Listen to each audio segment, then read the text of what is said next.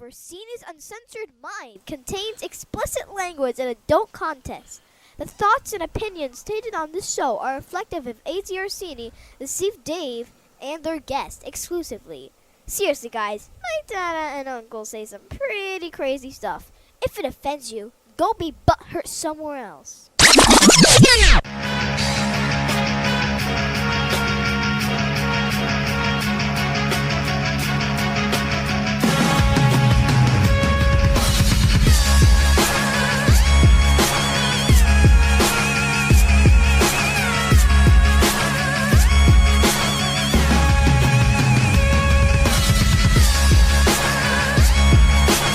Welcome to Orsini's Uncensored Minds, and now your host, AJ Orsini with Dave.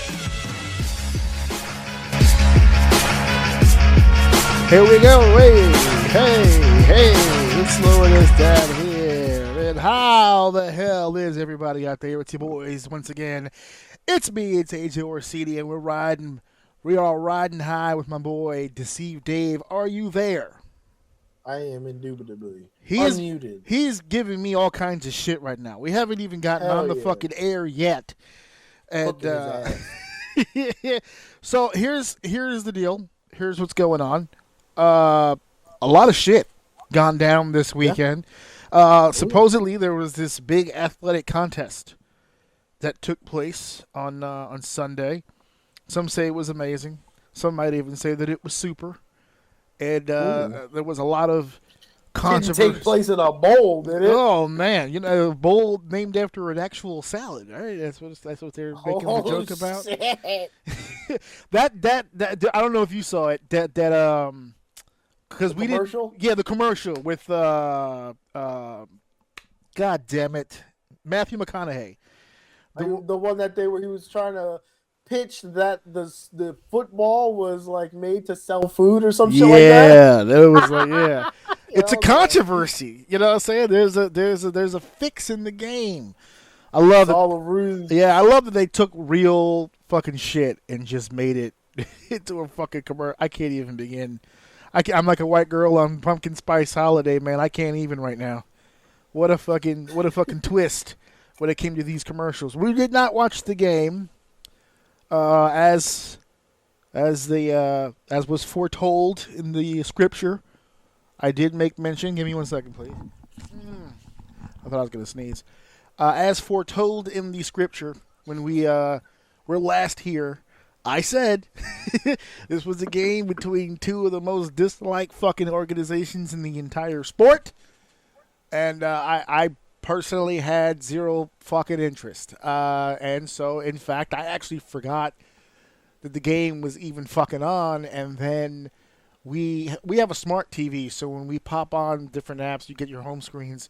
And, of course, we go to the YouTube app, and the first thing my wife sees is Super Bowl commercials. So we saw the commercials.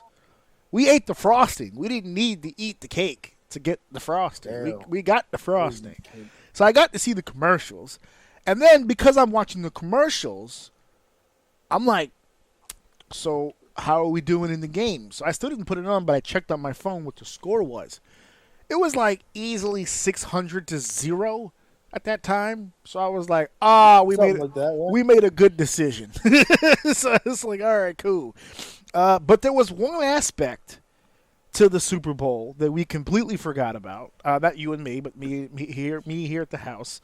The halftime Super Bowl show, which, for the record, again, I stated it before it even happened. I'm not interested in the two teams. I'm not interested in the Super Bowl halftime show. So there was nothing really to pull me in. But that does not stop the billions of other people across the planet who have not only saw everything, but have every opinion on the planet about what took place. It's arguably one of the most talked about fucking things all over social media. So I was actually genuinely on board with just not even mentioning anything that happened this weekend. But motivation and inspiration struck, I should say. And that motivation was you. You felt very moved. You felt very inspired. Some might say you were moved emotionally. But, well, I don't know about. Okay. Yep. but we're going to get into that. So we are going to talk about it on the show here.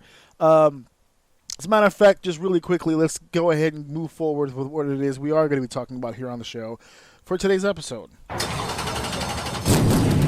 Come on, don't keep us waiting. What's going to happen on the show today? So we are going to be discussing at our main event, I just broke it down here, Kendrick Lamar in the Super Bowl.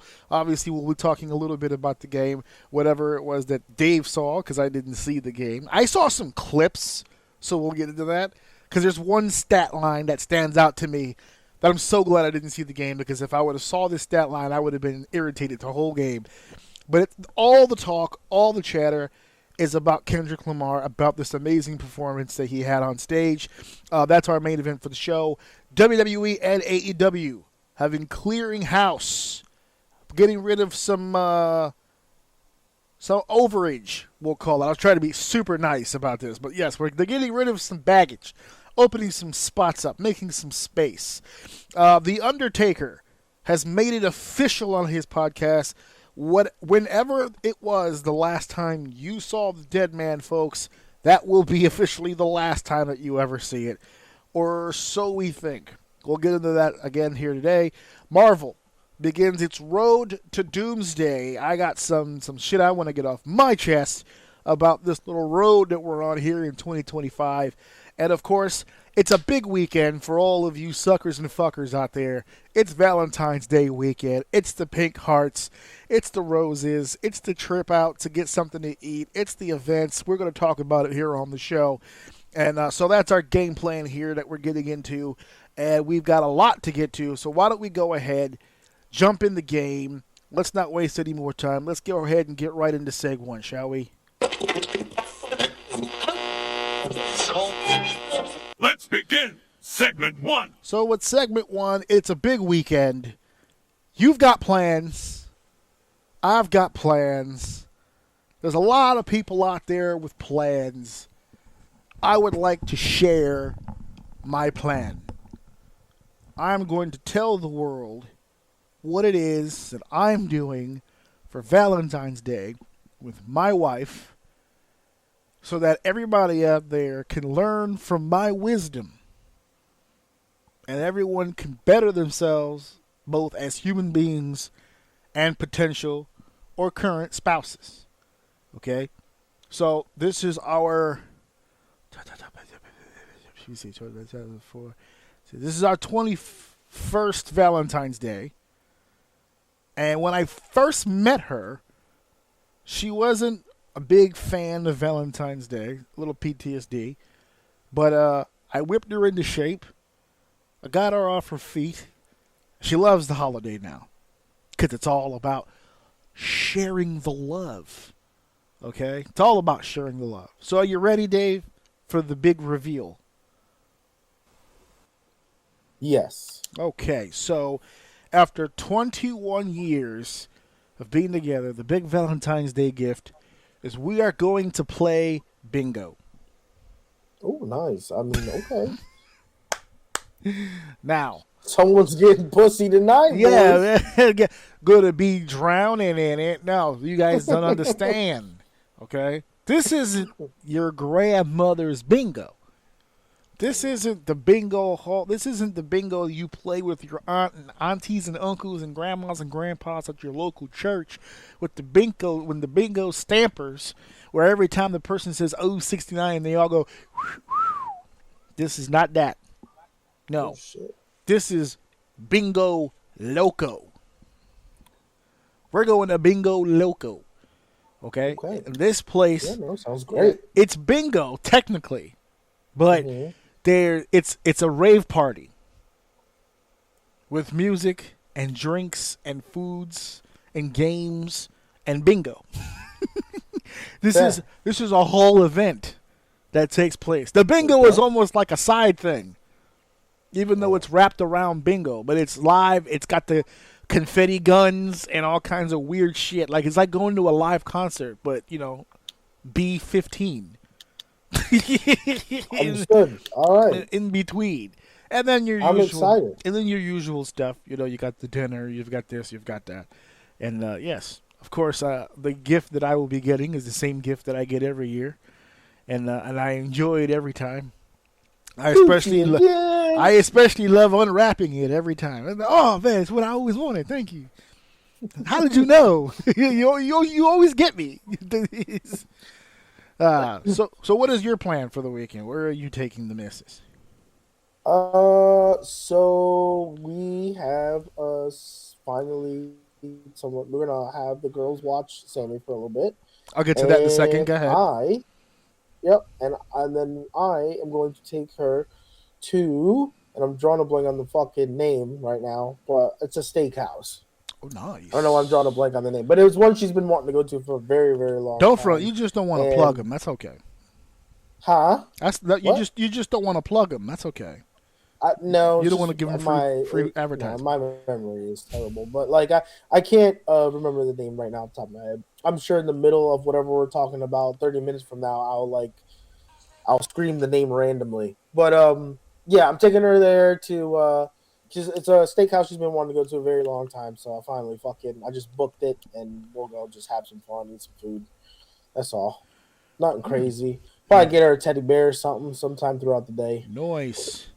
It's all about the bear. You know, weak shit. No! Don't ever do that. No. See, what year are you at? How long you guys been together?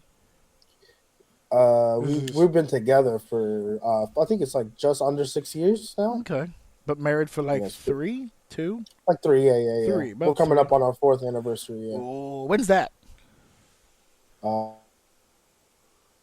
October. Nice. October 20th.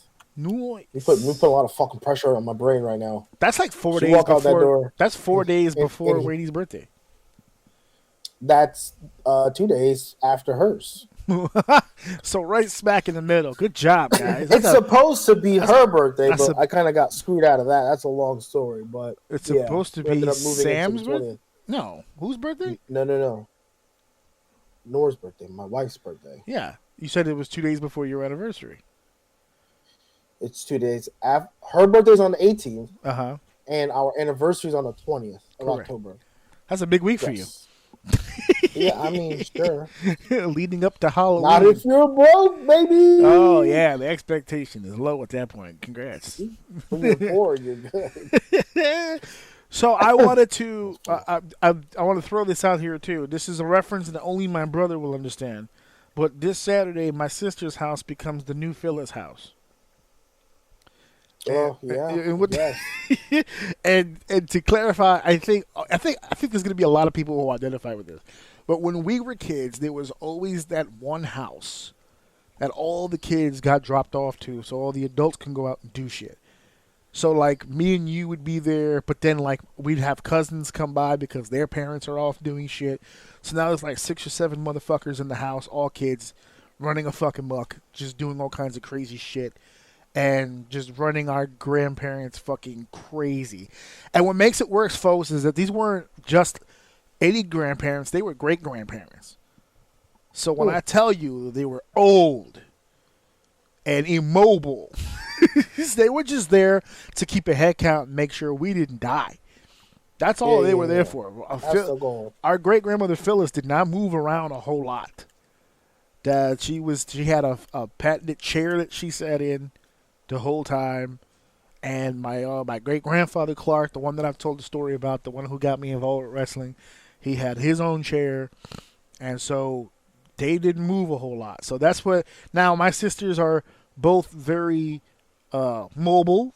They're still young, but they will be babysitting not only your daughter, but will be babysitting my son. But your so they're going to be handling those duties while you and I go out and handle our husbandly duties. But for you folks out there who are thinking of what they should do for Valentine's Day weekend, I say shame. Shame upon thee. Because today is the 11th. And the fact that you haven't figured it out yet, God damn it, you need to step your game up. You're fucking up. You're fucking the game all the way up. And you're getting us all in trouble with your bullshit.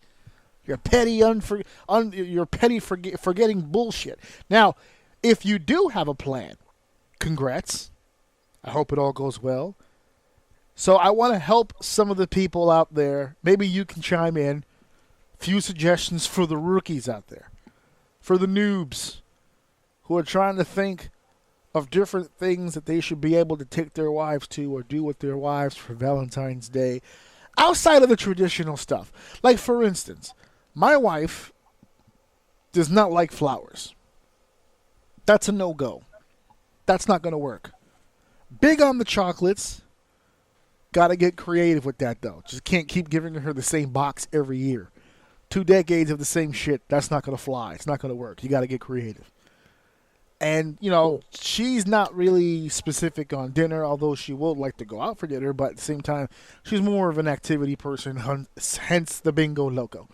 But that's where the advice comes in for you people out there, because you got to know your woman. You have to know your advice. You need to know your woman. You need to know what she's into. You need to know what turns that crank. Okay? You need to go out there and find something that'll make her head bob so that she can come back home and slob the knob. That's the goal. You gotta know. See, like for me, I know that I can't surprise my wife. She does not like that shit. She wants to know what the fuck is going on.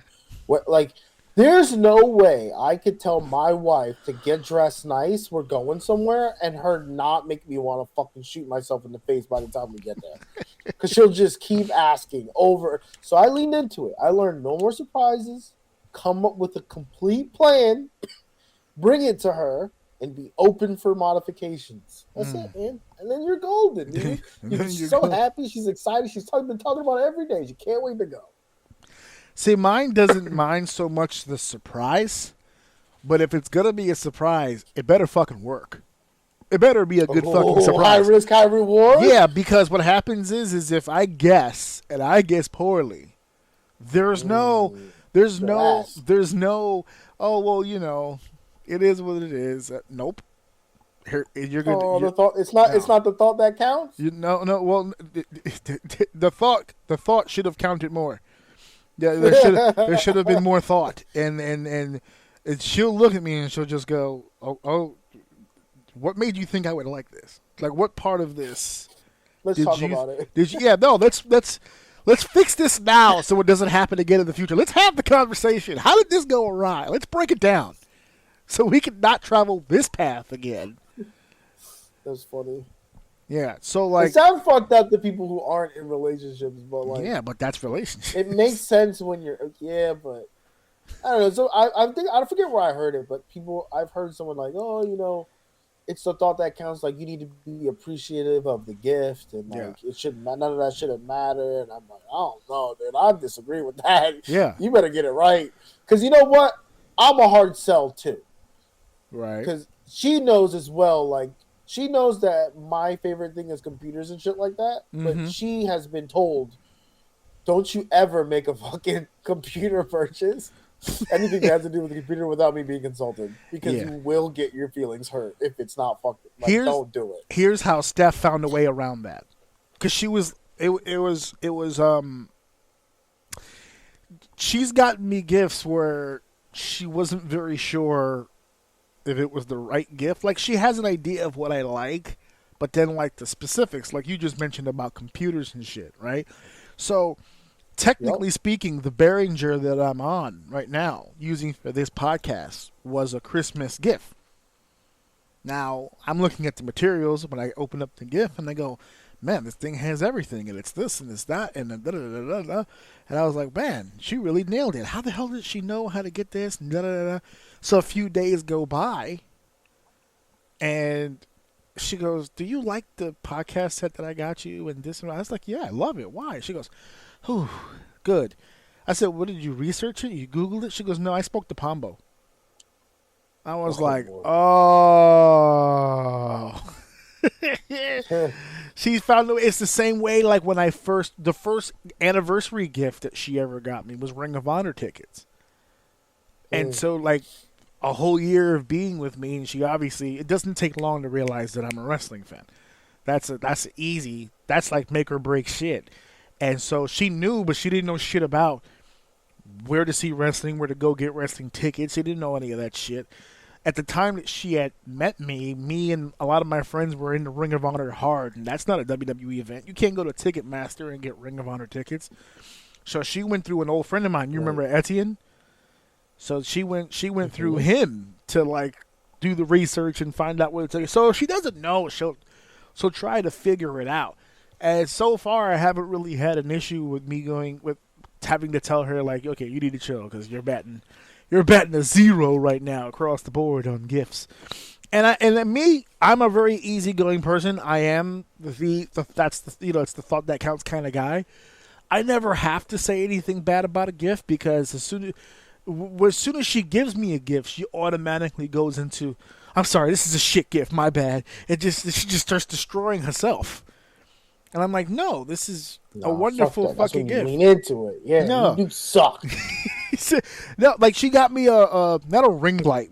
It's a light, but not in the form of a ring. She bought me this ring because I've been bitching recently about when I do certain video shoots and do certain even the live shows. I've been having issues with lighting, and I have rigs in my house for lighting where I can get the perfect light.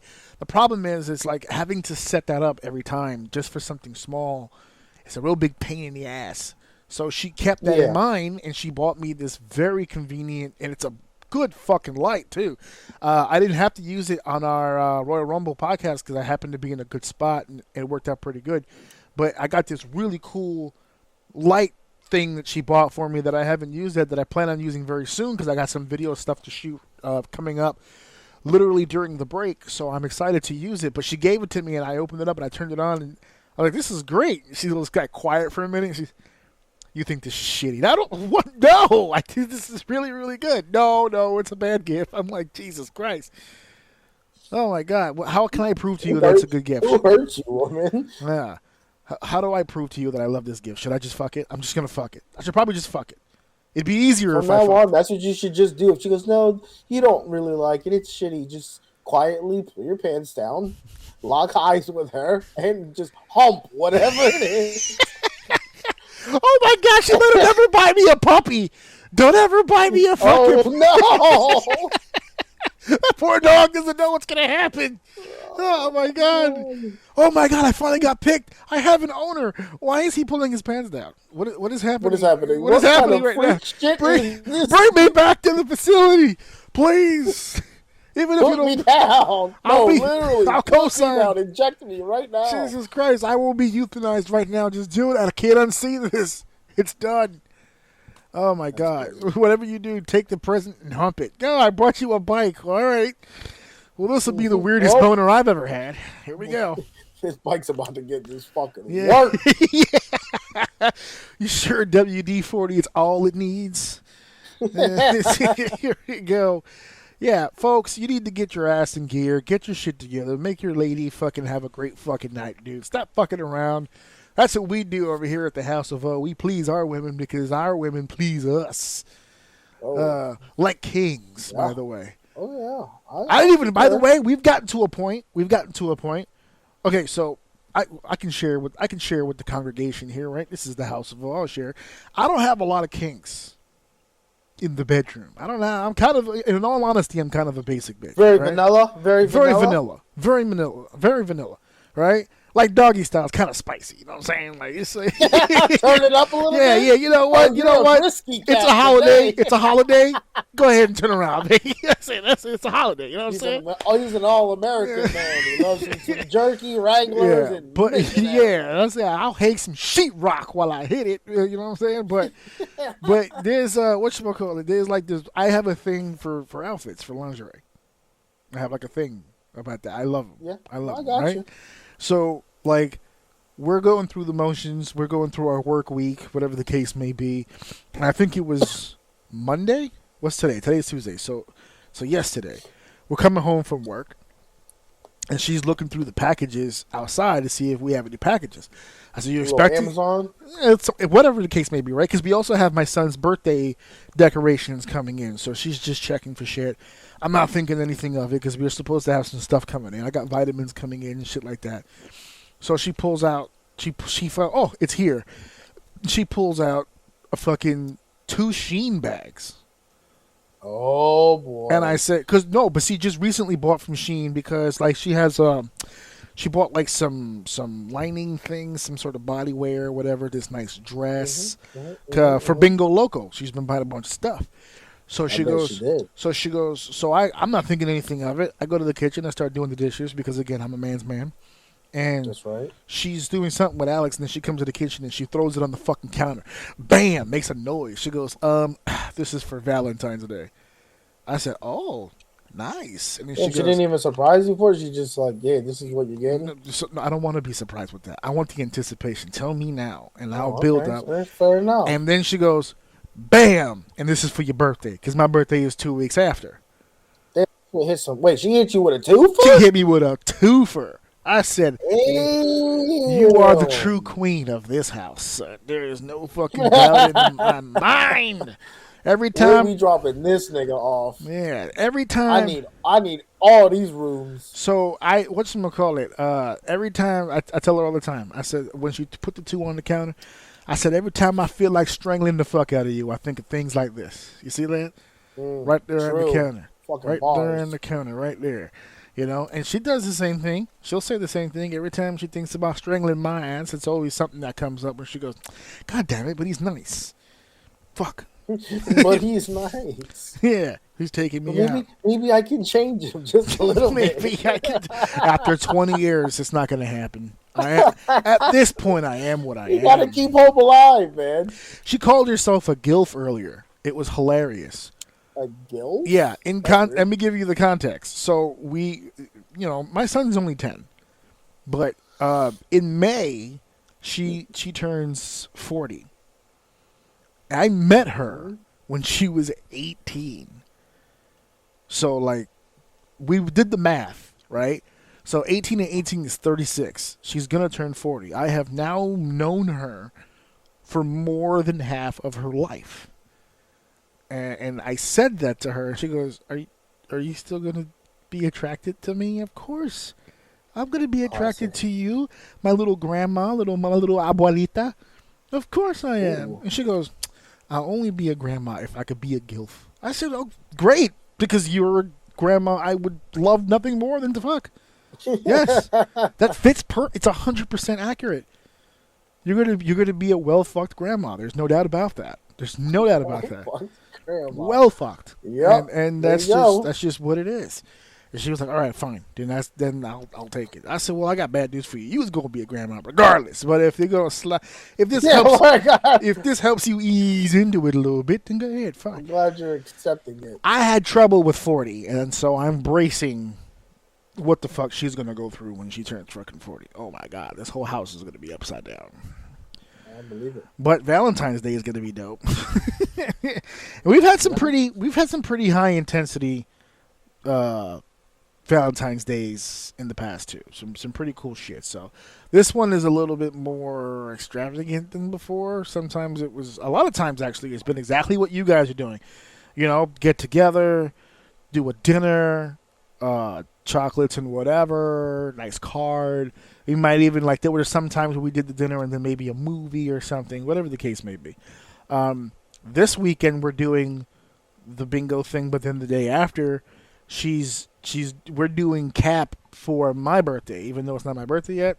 That's like part of my gifts, because she's on the same tip with you. She's kind of over the whole Marvel deal, but she knows that I'm still balls deep into it. So she's like, all right, let's go see Cap. I was like, all right, yay. I want to see Black Cap. Let's do it. Speaking of which, let's move on to our next segment, shall we? Because we have to keep this bitch rolling. We're not going to do like last week.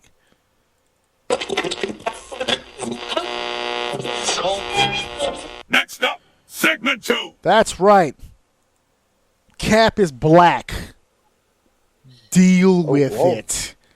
Okay. Way to come in hot. This is gonna be a theme for today. Okay. Black is power, black is beautiful. That's the theme of the day. Okay, that's the theme of this episode. Matter of fact, if I put Black Power as the fucking episode name, I'm going to get a lot of question marks from people. It's like Black Excellence. Oh my god! I can't wait. That's what I'm calling this shit. Black Excellence. Let's see what I'm going to confuse a lot of fucking Let's people. Let's see if clickbait works. There you go. It works for everybody else. I don't see why it wouldn't work here. Oh, fuck. But yes, that's going to be the theme for the whole deal. Okay, look, folks. Let's take this one step at a goddamn time. First and foremost, I know that I'm talking to somebody right now, my co-host, who has thrown in the towel. He's done. He's off the train. And I don't blame you. It's been a rocky road since Tony Stark's suit failed on him and he passed away. It's been a rocky road. And a lot of people that were on that train have since come off the fucking train. I get it. There's even been a few cameos from some of you old school fans along the way. Guardians of the Galaxy pulled some of you back. Spider-Man pulled a few of you back. Doctor Strange kind of did, but then it pissed you off. And, of course, Deadpool Wolverine brought a lot of you guys back. But this is what it was all for. The 2 Avenger films is what it was all for. If it all comes together beautifully, the way that they're all planning to do this, it should be fucking magnificent. But my only defense of everything that's been going on, if you're gonna put a gun to my head and say, AJ, you can't seriously tell me that Phase 4 or Phase 5 has been all that great. 5, I will argue you. 4, I obviously cannot. It was a rebuilding stage. It was the Attitude Era into the Ruthless Aggression Era. Who's gonna follow Stone Cold Steve Austin? It's tough to do. So they had to build something else. But that something else that they've been building is all leading to right now. Now, we on the show here, me and you, did a whole deal about when Robert Downey Jr. was announced to be Dr. Doom. It left a lot of impressionable people in confusion. How does that work? Are we just wiping our asses with the continuality now of the MCU, which was its hallmark for so many years? There's still a lot of questions in the air. I'm not here to tell you that I have the answers. What I'm saying is put a pin there, because there's some moving pieces that are happening in the MCU that may or may not generate your interest yet again, because I'm telling you now, when that next Avenger movie comes out, and it comes out next year in 2026, we begin the road to that here with Captain America, and it's already a rocky road, because there's a lot of people right now that there's 2 sides to this. It's becoming quote unquote a civil war here. There are the comic book fans and the fringe movie fans who are no longer fringe. And I'd like to talk about that for just a second. The ideology that we had during Phase 1 or Phase 2 of, well, I'm a comic book fan, so I understand the references, I understand the innuendo, I can read between the lines, I get the Easter eggs. When you were a fringe fan in 2010, 2011, 2012, I got it. There was a world of difference. I can't shit on the people who are MCU fans and never read a comic book any longer. I don't feel like I can do that now. Am I the only one who thinks that? Am I the only one? I can't sit here and crash on these people for having an opinion about the MCU when the MCU is almost 20 years old. Its own entity now. It's its own. Yeah, I'm starting to think so. Because the first Iron Man, what's that? 08, 09? We're in 2025. By the time Secret Wars comes out, we're hitting 20 years of the MCU. That is a whole generation of person who grew up watching these movies. And the point of the films, the draw, the piece of the puzzle that drew everybody in was its continuality. Its continuity is what made it fascinating and new and original, and the fact that all of the worlds kind of blend together, in spite of the fact that each movie is written by somebody else, directed by somebody else, starring somebody else. They all bleed into one piece of art, all into one thing, one abstract painting, all together to make something really, really cool.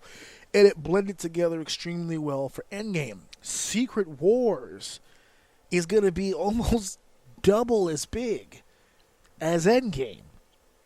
To the point where not only is it setting up the players, but it's setting up the reasoning, it's setting up the multiverse aspect. It's even setting up, and I hate to break it to people who didn't get it, but in Deadpool Wolverine, when we went back to the Void, which was introduced in the Loki series, but Deadpool and Wolverine going back to the Void and showing a different side of the Void, of these mysterious circles opening up, almost like Strange's portals, and things coming through and being sent to the Void, and beings from different worlds and different universes coagulating within the Void.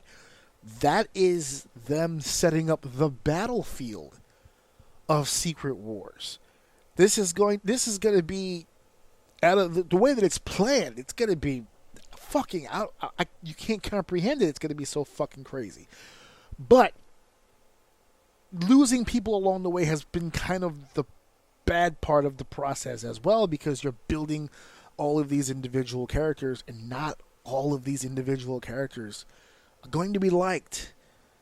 Cap was an easy one. Iron Man was... People forget that Iron Man was a B-list star. He wasn't... He was a part of the Avengers, yes, but Tony Stark Iron Man wasn't as popular as, say, like the X-Men or Spider-Man or these kind of entities. The MCU kind of brought these characters out and made them even more famous, more popular. They're more mainstream now than ever because of the movies. And they did such a good job with flushing those characters out when it was new, when it was fresh, when it was new to an audience. But it's not new to an audience anymore. So now introducing another person and another person and another person. You know how many people raved about how great Moon Knight was? But we don't remember anything about it now because it's been 4 or 5 years, I would think. That's what it feels like. Hold on, Moon Knight debut 2022. It was 3 years ago. And it feels like it was 10 years ago. And now they're going to bring him back for the upcoming films, and I don't remember anything. I don't remember the MCU version of everything that was supposed to be happening with him. They did a Miss Marvel series, which they included in the movies, that didn't do well. We're not even going to get on the She-Hulk situation. It was what it was. But now we've got 3 movies coming out in 2025. Up first, on Valentine's Day weekend, it's going to be Captain America, Brave New World. That comes out 2 weeks before my birthday. May 2nd, which is Steph's actual birthday, May 2nd, is going to be the Thunderbolts, and then Fantastic Four in July. Cap is supposed to set up the premise of what's going to be the catalyst to this big war.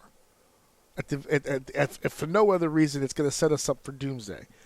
Thunderbolts is going to give us an opportunity to see a character that we have been clamoring for fucking forever, and how he plays into the larger role of what's about to go down.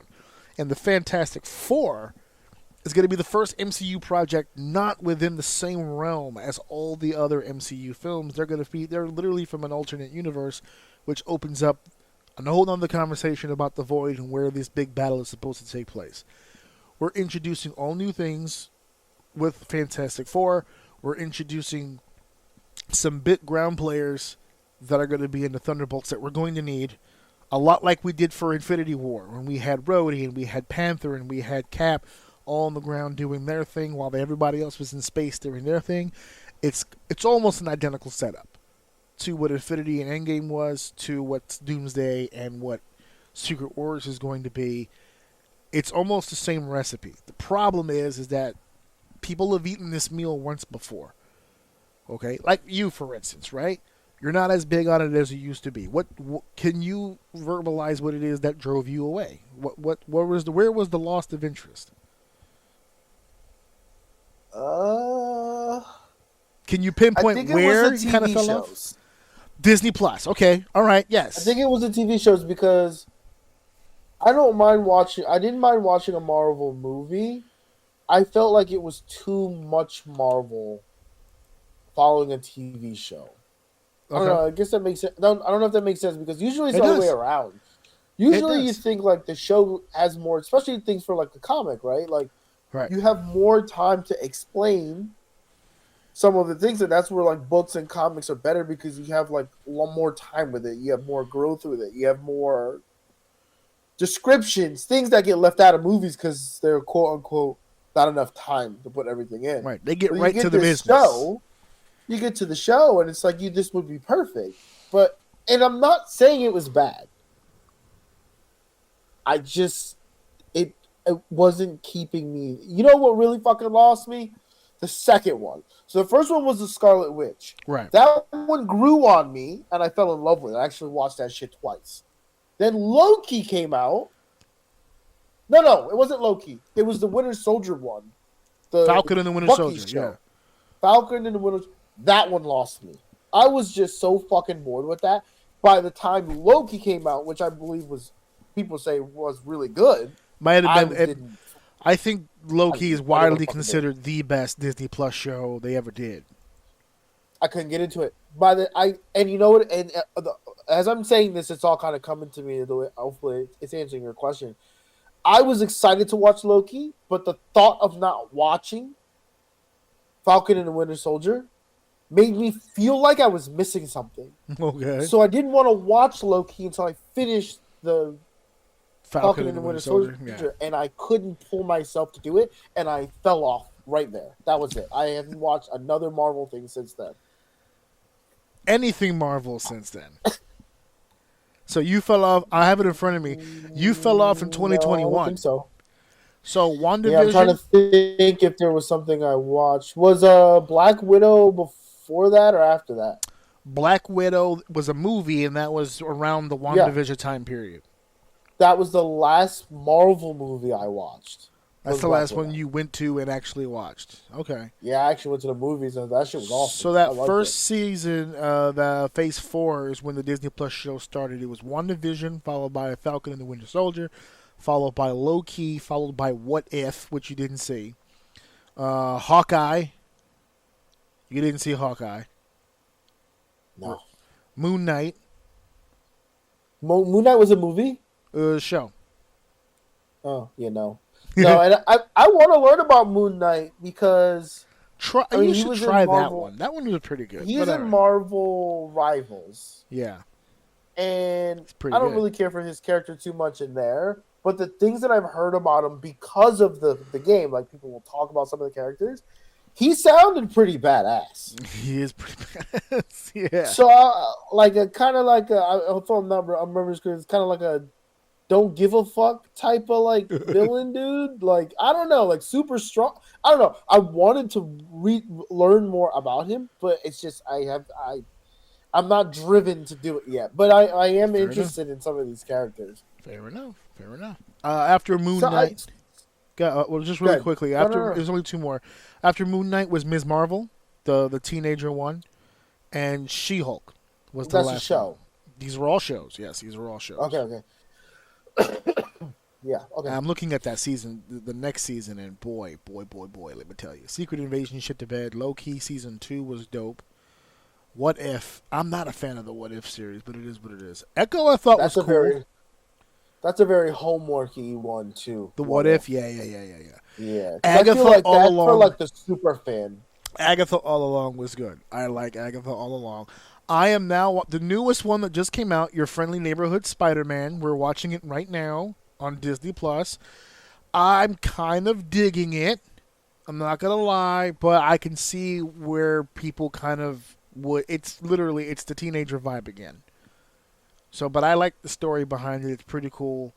Daredevil Born Again is coming out March 2025. If I don't recall, did you ever see the Daredevil series on Netflix?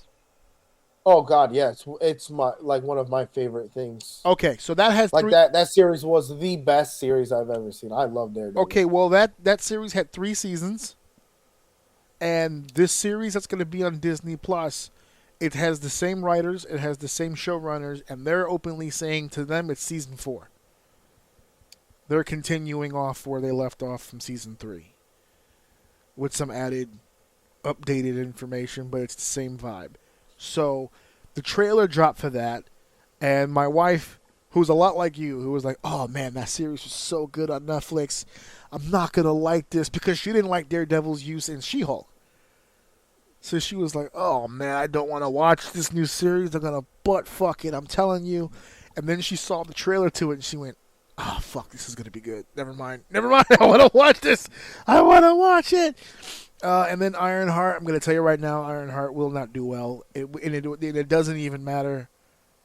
It doesn't even matter if it's good or not. It's just not going to do well. None of these properties. There's a bunch of stuff coming down the pike. I'm looking at it. I'm like, oh baby, these are going to be. Oof. That's the new one that's out now. Your Friendly Neighborhood Spider-Man.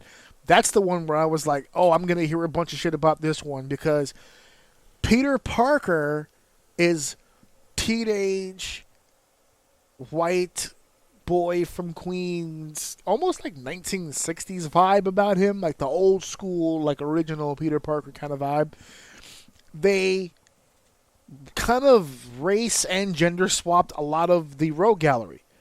So like the Lizard, played by Doc Connors, is being played by like she's either Muslim or Spanish, I can't tell.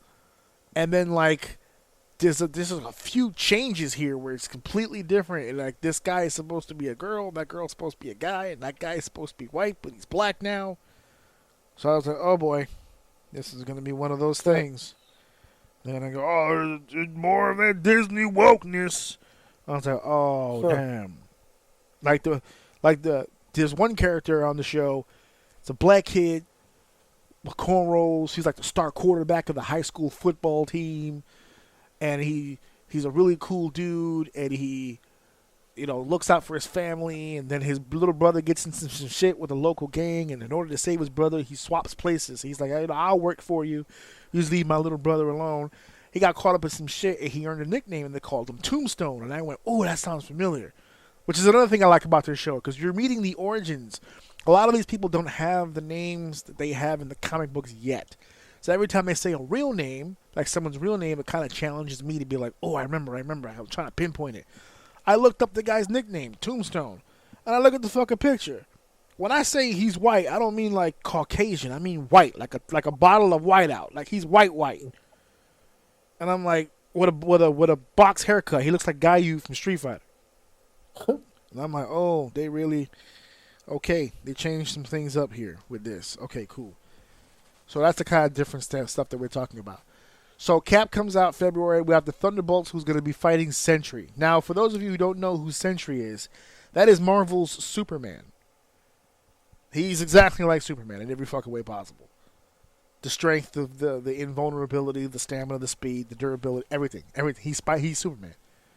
Super strength, the whole shebang. Flies. He does everything. He's Superman, but for Marvel. Yeah. And in the trailer, it looks like he's beating the teetotal shit out of Bucky, which is awesome. I can't fucking wait. I want to see what these regular ass people. This team, I was gonna say, I was watching it with my wife, and I said, you know what? This version of the Thunderbolts is kind of unfair. It's got 3 super soldiers on it. It's got Bucky, it's got John Walker, and it's got Red Guardian. That's 3 super soldiers. Whoever they fight is gonna get fucked up. And then I saw that it was Sentry. I said, I take it all back. They about to get their asses washed in front of everybody. The women, the children, everyone's getting fucked up. And I'm like, oh, baby. And my wife, I think, is getting a kick out of my reactions to things. Because that's literally the course of action of what happened. I saw 3 super soldiers, and I went, damn, that's an OD team. They gonna fuck somebody up. And then I saw Sentry. I said, whoop, never mind. I take it all back. And my wife goes, why? Who's that? I was like, that's Sentry. She was like, what the fuck is a Sentry? I told her who it was, and she was like, God damn. I said, yeah, he about to fuck them up. That's it. There's not going to be much of a conversation. And then, it is what it is. Fantastic Four, that trailer dropped. We're getting an insight of what that 60s vibe looks for that dimension or that universe, I guess you could say. This version of the Fantastic Four very clearly has Galactus in it. We've now seen Galactus. And let's address it. This is one of those things, again, that if you're a comic book reader that you know, and if you're not a comic book reader you don't know, don't let this shit jar you. A lot of people who watched that trailer said, why is Galactus so small? Right? Like, he fits in the, like, he's as tall as a building, but I mean, for real, like, isn't he supposed, like, people are so used to seeing him as this literal cosmic god. Even in the video game, he's tremendous in size, right? Jesus Christ.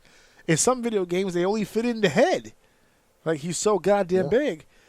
Well, he shifts in size, boys and girls. This is part of his ability to get inside of a planet and use up his resources. He can shift in size. It's okay. It's all right. I'm pretty sure once the Fantastic Four starts putting it on his ass, he's going to grow in size. He's going to get bigger and become a bigger problem like he does in the comics. As soon as he starts getting his ass whipped, hold on, let me put this thing on them real quick. They think this shit is fun and games. I got to get big on these people. The planet devourer, the world, the eater of worlds, the Galactus. So we'll see how that goes. The other thing I don't like about Galactus being in this movie, and I hope it's not the case because this is how we lost Ultron, but now we're getting Ultron back, whatever. I don't like the fact that they're using... I hope they don't defeat him so outright. Like in wrestling, don't pin him clean. Give him an out, because I don't think this should be the last time that we see Galactus. I'd like to see Galactus maybe in the Secret Wars at some point. Make this an even bigger, grander fight. Don't beat Galactus outright like they did Ultron. Ultron, they just beat out. They just beat him, and then he went away. I was like, ah. You know how hard he is to beat in the comics? Ultron is one of the most petty, fucking live to hurt people kind of motherfuckers in the comics. They never beat him in the comics. Ever. As soon as they eviscerate everything, like, okay, now he's gone. And then you hear in the background, it's like, God damn it! But there's more. But wait, there's more. Yeah, there's more fucking Ultron. But in the Marvel movie, they punched him really hard in the face, and that was it. Done. You know, we jammed the signal. He can't spread himself. Come on, bro, for real. But now we're getting him back. He's gonna be the villain in Vision Quest. White Visions. Oh, I can't wait for the white folks to be excited for White Vision. Gosh darn it, there's a superhero I could get behind. White Vision. That boy is a good, wholesome man. Pro-America, too. His parts were made in Mississippi. I'm pretty sure they can get away with that one. So, despite everything that I just said, I know you can give much of a shit about it, but I'm excited about what's coming out. No, the one thing that I watched them all. I don't know. I still can't kind of get behind Captain America. But to be fair, racist. I'm not the hugest fan of, like... I'm not. You fucking snuck me on that one. My brain got fucked up off of that one. I'm not the biggest Captain America guy either. So, like, even that's my boy. The original Captain America, like, he's cool. Don't get me wrong. Like, I don't dislike him, but I'm, like, indifferent. So, I'm not surprised that I don't really care too much about this. The Fantastic Four one, I just didn't like their outfits. The throwbacks? They just look janky. I don't know. I didn't think they looked good. Like, they just didn't look good to me. I don't know. All right, well, let's get into the next segment, shall we? It's time for segment 3. Say goodbye, bro. Say goodbye. That's it. I wish I could play that song. It's so hard to say goodbye. It's not that hard. You mean it's not that hard, bro? This is a legend. It's like, it's one of them things where it's like, you're at work and they're like, oh, my grandma died. And you're like, oh, dude, I'm sorry. And they're like, how old was she? She was 105. And you're just like, oh, dude, what the fuck? Like, get the fuck away from me. Like, dude, she had to go at some point, as soon as you hear 105, you're like, God damn, about time. Fuck. Yeah, right? She should be sad she had to go that hard. She was being selfish with death schedule. To be honest with you, she kept putting that shit off, bro. Can't put it off. Yeah, it's not that hard, bro. Come on, stop it. It was a great run. We loved it. Nostalgia dies, but the tapes are there. You can go back and watch it if you miss it that much. Should we be giving him a little bit more credit to the idea that he made it rock for as long as he did? Like even when it was in the 90s and stuff, and we had very limited access and very limited internet, and it's very obvious. I can't think of a single time where anybody around me actually thought he was a dead man, but they did love the gimmick and they did like what he was doing. And I don't know. With me at my young age, he was kind of scary. Yeah, with the eyes in the back of his head and it was a little scary. The bone, that shit. It gave me nightmares a couple times. I'll give him so that. I ain't gonna front. He got me. He got me a couple times. But was strong. He was able to do it all the way, to an era where it was obvious that this was just pure gimmick, and yet still it fucking worked. Of course, we're beating around the bush. I'm talking about The Undertaker.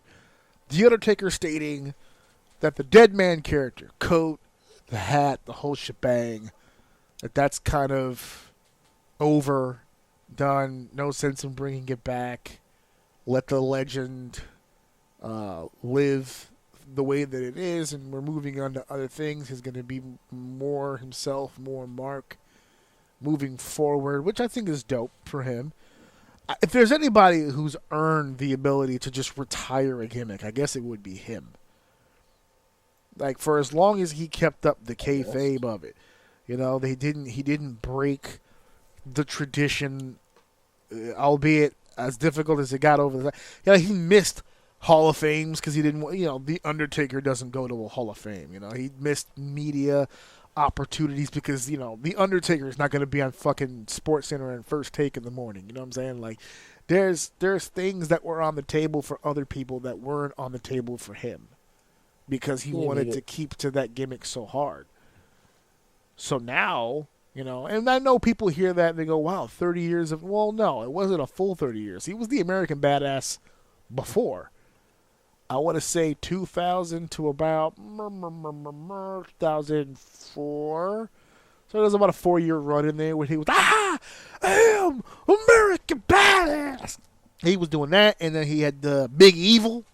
You've done it now. You're gonna made a big mistake. I remember that one. Yeah. That shit was hot. Boom, you're gonna pay. You're gonna pay. He had the Rolling. That was a hot intro. Now, I'm not going to fucking front. I was in the building for a few times for that shit. With the bell and then the steps. Boom. Because y'all been loving this shit right here. Get rolling. That was hot. And I know people hear that now. Limp Bizkit. No, Limp Bizkit was the shit back in the day. Fuck your face. Fuck your face. I grew up in an era where I wanted to break stuff. How about that? Didn't Fred Durst do a song with Method Man? Yeah, it was the same person. Yeah, no, it was the Rollin' Air Raid remix. Yeah, and it wasn't just Method. Hold on, you got me fucked up. Hold on a second, because I'm not gonna play the song because we're gonna get flagged. But let me get the fucking, because there's more than just that shit was loaded. Hold on a second. Rollin' Air Raid. Okay, who else was in the fucking... Oh, no. There it is. It was the Urban Assault Vehicle version. It was Limp Bizkit featuring Method Man, Redman, and DMX. Oh, my God. Fucking Hall of Fame. That's a cosign. That's a Hall of Fame, son. That shit was hot. But, yeah, so The Undertaker stated... Oh, actually, let me not just assume... Says it right here. Essentially retiring these are the comments on retiring Deadman, the Deadman character. Mark and Taker, it's kind of all morphed together now. So what I've tried to do with the original character is kind of let it rest in peace, no pun intended. That's why I don't make appearances anymore with the hat and coat. On whether he would reprise his Deadman character one more time, he says, Everybody's got a price, but I try not to. The number would have to be really, really big. It would have to make sense somehow. So yeah, I've really pushed to kind of be more Mark Calloway now, because I want to honor that character and the work that I did and all the kayfabing that I did for the character. If there was something left in the tank as far as me getting back in the ring, then I would have to figure out some kind of way of something catastrophic to happen to Mark Calloway to bring the other guy out. But that's just not going to happen. Not being corny, but I do want to let the Undertaker kind of rest in peace, and kind of everything now that you see, like the other night on the Netflix deal, was the American Badass. He's talking about the step out he did with Rhea. On the perks of being the American Badass again. That's fun for me at this point. So much more fun, and it frees me up to do things like that where I can kind of cross over. I dig it. He hit the nail on the head for all that kayfabe that he did to try to keep that character what it was. He does deserve the opportunity to just call it quits. But, it also begs the question, erase 1990 for just a second. Let's say the Undertaker character didn't debut in 1990. That character would have no shot in fucking hell of existing in 2025. I don't believe that it would. I feel like that character would be laughed out of the fucking arena if somebody did that right now. I'm saying like it never happened. We've never seen it before. Some guy dressed up in the coat with the hat and the whole shebang, the vulture, yes, Percy Pringle, the whole shebang, the whole. Think of like the best moments of the Undertaker with that character. If it never happened and we just saw it for the first time now, I'm not entirely sure that fucking gimmick would get over. Dude. I don't know, because if you really think about the way that it looked in the era that he kind of stuck out like a sore thumb also. From that era. Think in your brain, envision some of the, I don't know what you want to call them, the splash art, like when they're going to have a match and it's like Undertaker versus Psycho Sid. You know what I mean? Right. You know how they'll have like the image showing you the match card. Think of those. Think of them. They were, the match cards. They think of them and like the way they looked. He looked out of place there too. I truly always remember and go like, Taker's like so different compared to everybody else. Everybody's trying to be big. Everybody's trying to be brawly. Everyone's trying to be the thing that Vince McMahon loves, and that's giant, muscular people that can fight, right? Or perceive that they can fight. Undertaker wasn't really that. I mean, he was a big guy. Don't get me wrong. He was a big guy. But his gimmick was different. And I think he would stick out like a sore thumb today just the same as he did then. I don't think he fit in well there either. I just think he did his gimmick. He committed to it. He did well in the ring, and people fell in love with him and fell in love with the gimmick. I think he'd do the same thing today. I think so. It's so funny because the character had such longevity and was done so well that people forget that it came out during an era. Remember the era of WWE where everything was a fucking occupation? So it was like you were a barber. He wasn't different. He was an occupation, same as all the other ones. It was the barber. It was the mechanic. It was this person, and then it was this guy who was a literal Undertaker. That was the gimmick when it first started. He was digging graves. They had him making coffins. That was the promo segment. He would make he wouldn't talk too much. He had Paul Bearer do most of the talking. So he was like literally in the background, like clanking nails together and putting a coffin together, and that was the gist of the promos, where it's like, we're making a box just for you, Psycho Sid, and like that was the whole deal. As the occupations died off, and we started seeing less hockey players and race car drivers, he turned into the dead people. He kind of started morphing into my creatures of the night and summoning my power from the depths of hell, and I was like, wait a minute.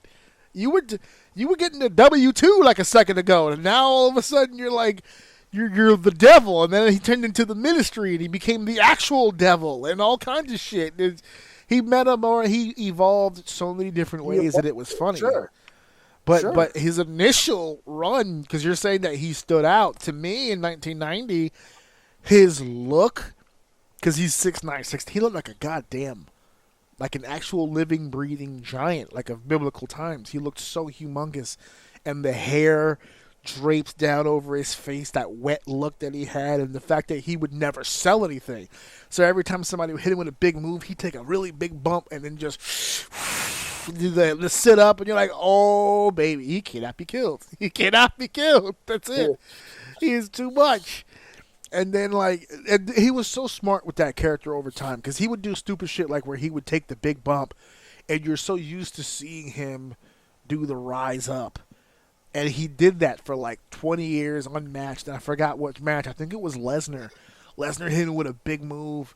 And he does the, like he's going to get up. And he and he just slumps to the side. And you're like, Taker's beat.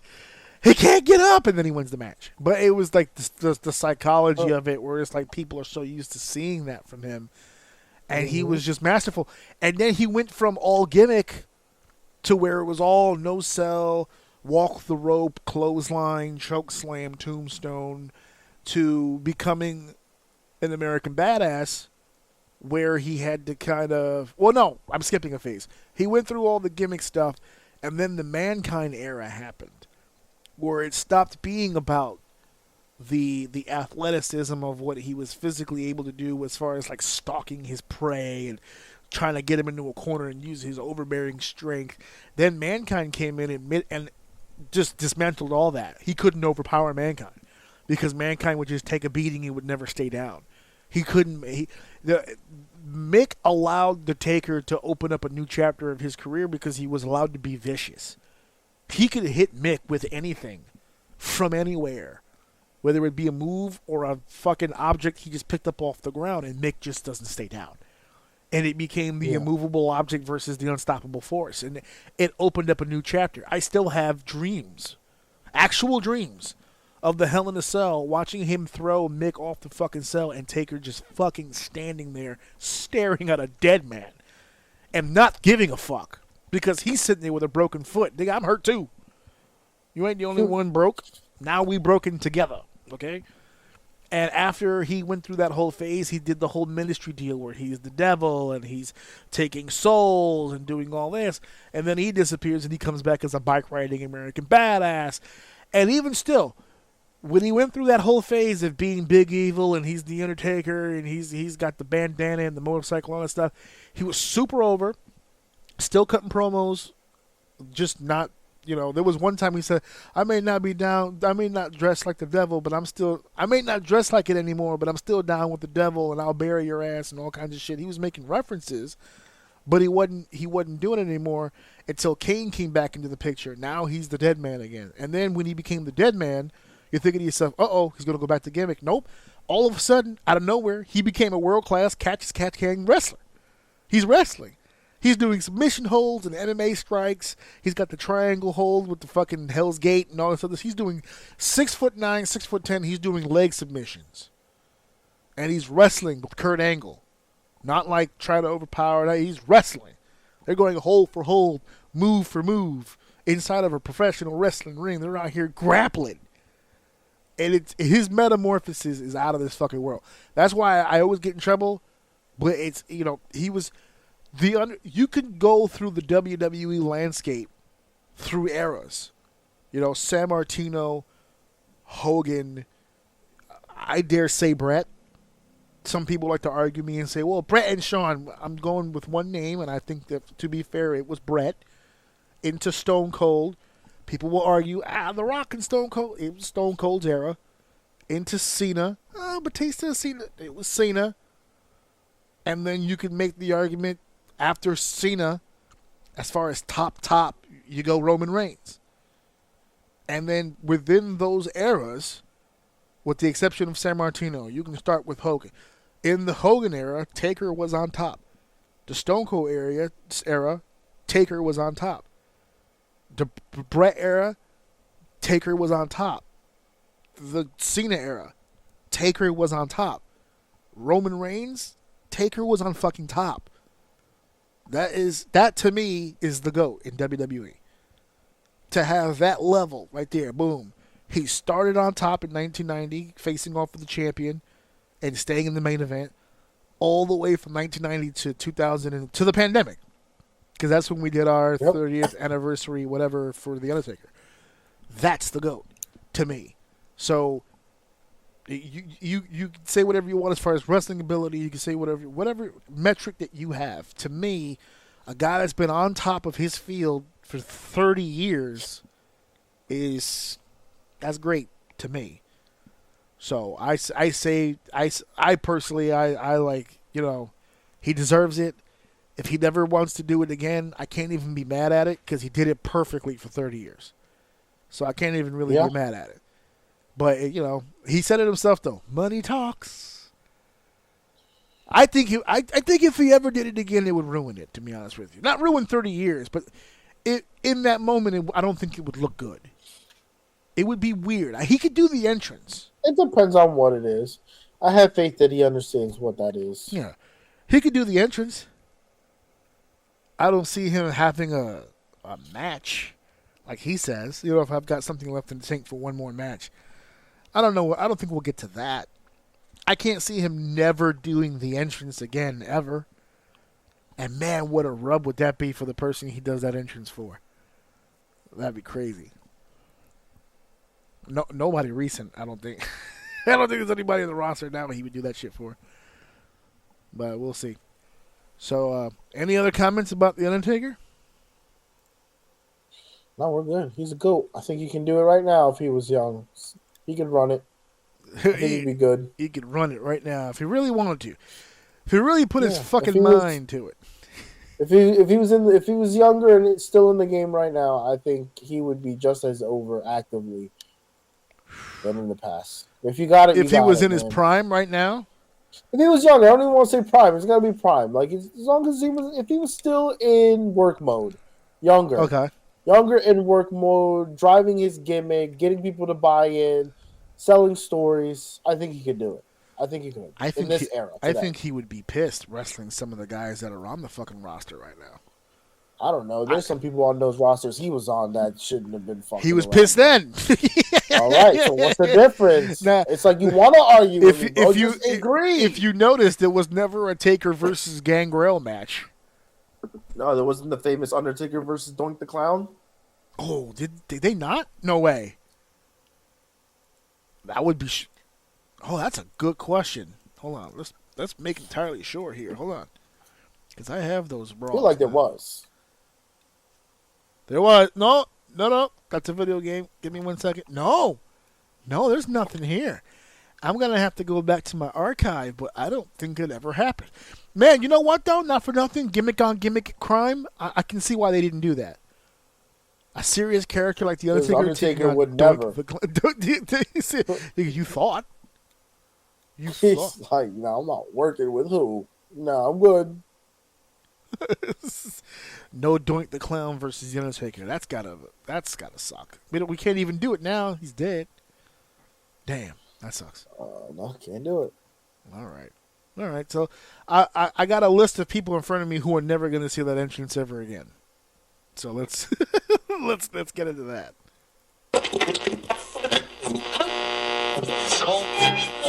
Segment 4 is finally here. To the list, Shantui. So what I am about to say is the WWE has done some releasing, has done some downsizing, so to speak. They've released some talents. And before we get into the list, let me just say for the record, for everyone to hear, I never want to hear anyone losing their job. It sucks across the board, especially if you are one of these individuals that got released and you've worked your whole life to be in the WWE. You get there, it's not the job that you were hoping that it would be, and it's a whole thing, and eventually they go, they don't put you in a position to succeed, but then they look at you and you go, well, you haven't succeeded, so let's just go ahead and get rid of that. I get it. I'm not here to throw stones at anybody. But at the same time, I've never in my life, ever, and this is outside of wrestling as well, I have never in my entire life ever had a job where I anticipated that job understood that I should be there for the rest of my life. I don't know what it is. Maybe it's just something that I'm in my head. But I never had a job where I was like, you know what, this job, the people at this job love me so much, I'll be here forever. You know, there's always been a piece of me that's like, the job's fine for now. Let's see what happens when it's time to do something else. And we went through quite a run in WWE where, like, before, you know, in the beginning when we were wrestling fans in the 70s and 80s, people being on the roster for like 5 years was a big deal. It's what made Taker so special. I know we just talked about Taker a second ago, not to bring it back to him, but, you know, he hit 10 years in the WWE in the year 2000. And that was a big deal. What was it called? That whole year they had this thing called the Decade of Destruction because it was such a weird time to hear that he's been in the WWE 10 years. It's insane. Now everybody in the WWE has been there for 10 years. Kevin Owens has just now hit the 10-year mark, and he just signed a 5-year deal like the other day. So he's going to be there for 5 more years, 15 years total in the WWE. Mind you, he did about 10 years in the Indies before he got signed. So to be fair, they run their talent a lot different than they did back then. They do. I mean, I don't think this dude could physically do 10 years. Yeah, the amount of travel, the amount of shows, not nearly as backbreaking as it once was. Absolutely sure. And they have a habit of taking care of their talent way more. Not just the catering. Everyone goes to catering, but with the doctors and the masseuses and there's a lot of staff behind the scenes at these events, and it take a lot of these people. And not for nothing, the generation of wrestler has changed, right? A lot of the reason you couldn't do a guy 10 or 15 years back in the 70s because he was so coked the fuck up and so many needles in his ass cheeks that there was no fucking way his body was going to live up to a 10-year deal. All these motherfuckers, like DDP said it. DDP said it best because people are like, "How are all these? Look at AJ in his 40s and he's kicking ass, and LA 19 in his 40s, he's kicking ass. How is this? Ooh, excuse me. How is this so much different from your era?" And DDP didn't even hesitate. He's like, "No partying. Not for nothing. No partying. You know, this generation of guys, they don't pop pills the way we used to. They don't drink the way we used to. They don't, they're not around with women the way we used to. They're not beating the shit out of them." Oh, you ain't have to say that. He's trying to say he's been don't get pussy. No, that's not what he's saying. This is dry. There's a difference between being able to get pussy and then constantly chasing it, whether you get it or not. They were all the poon houndery was out of control in the 70s and 80s. Poon hounds. The poon houndery was too much in the 70s and 80s. It was out of control, and that's what he was just saying. He was just like, there were so many extracurricular activities that caused more harm to their bodies. Look at all the wrestlers who died young because of heart issues and all kinds of problems with their physical health.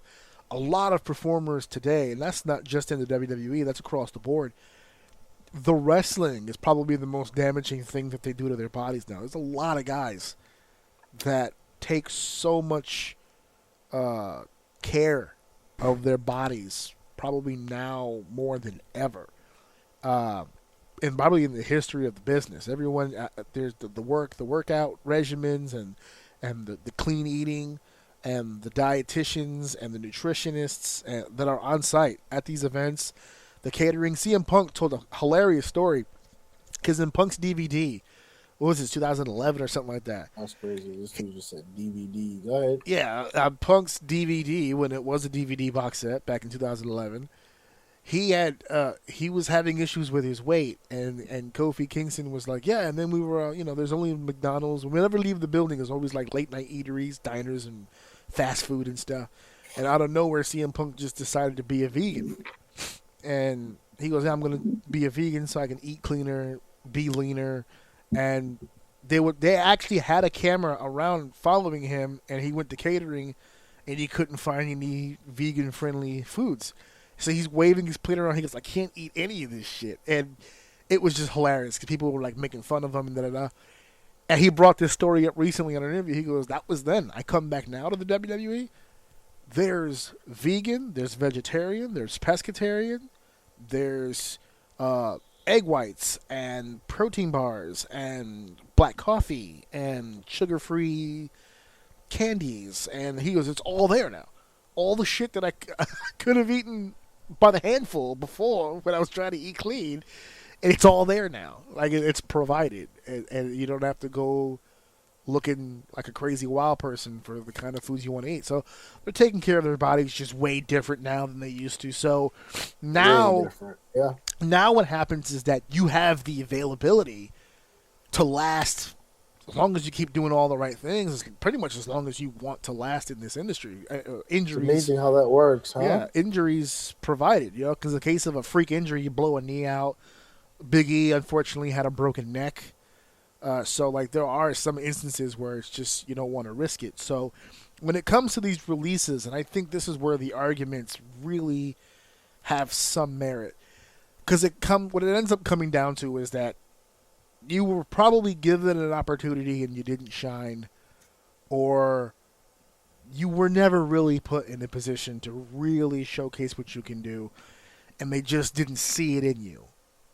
And that's unfortunate, but it's part of the business. So I'm gonna go down this list really quickly, and because I'm on Forbes magazine, by the way. They're the ones talking about it.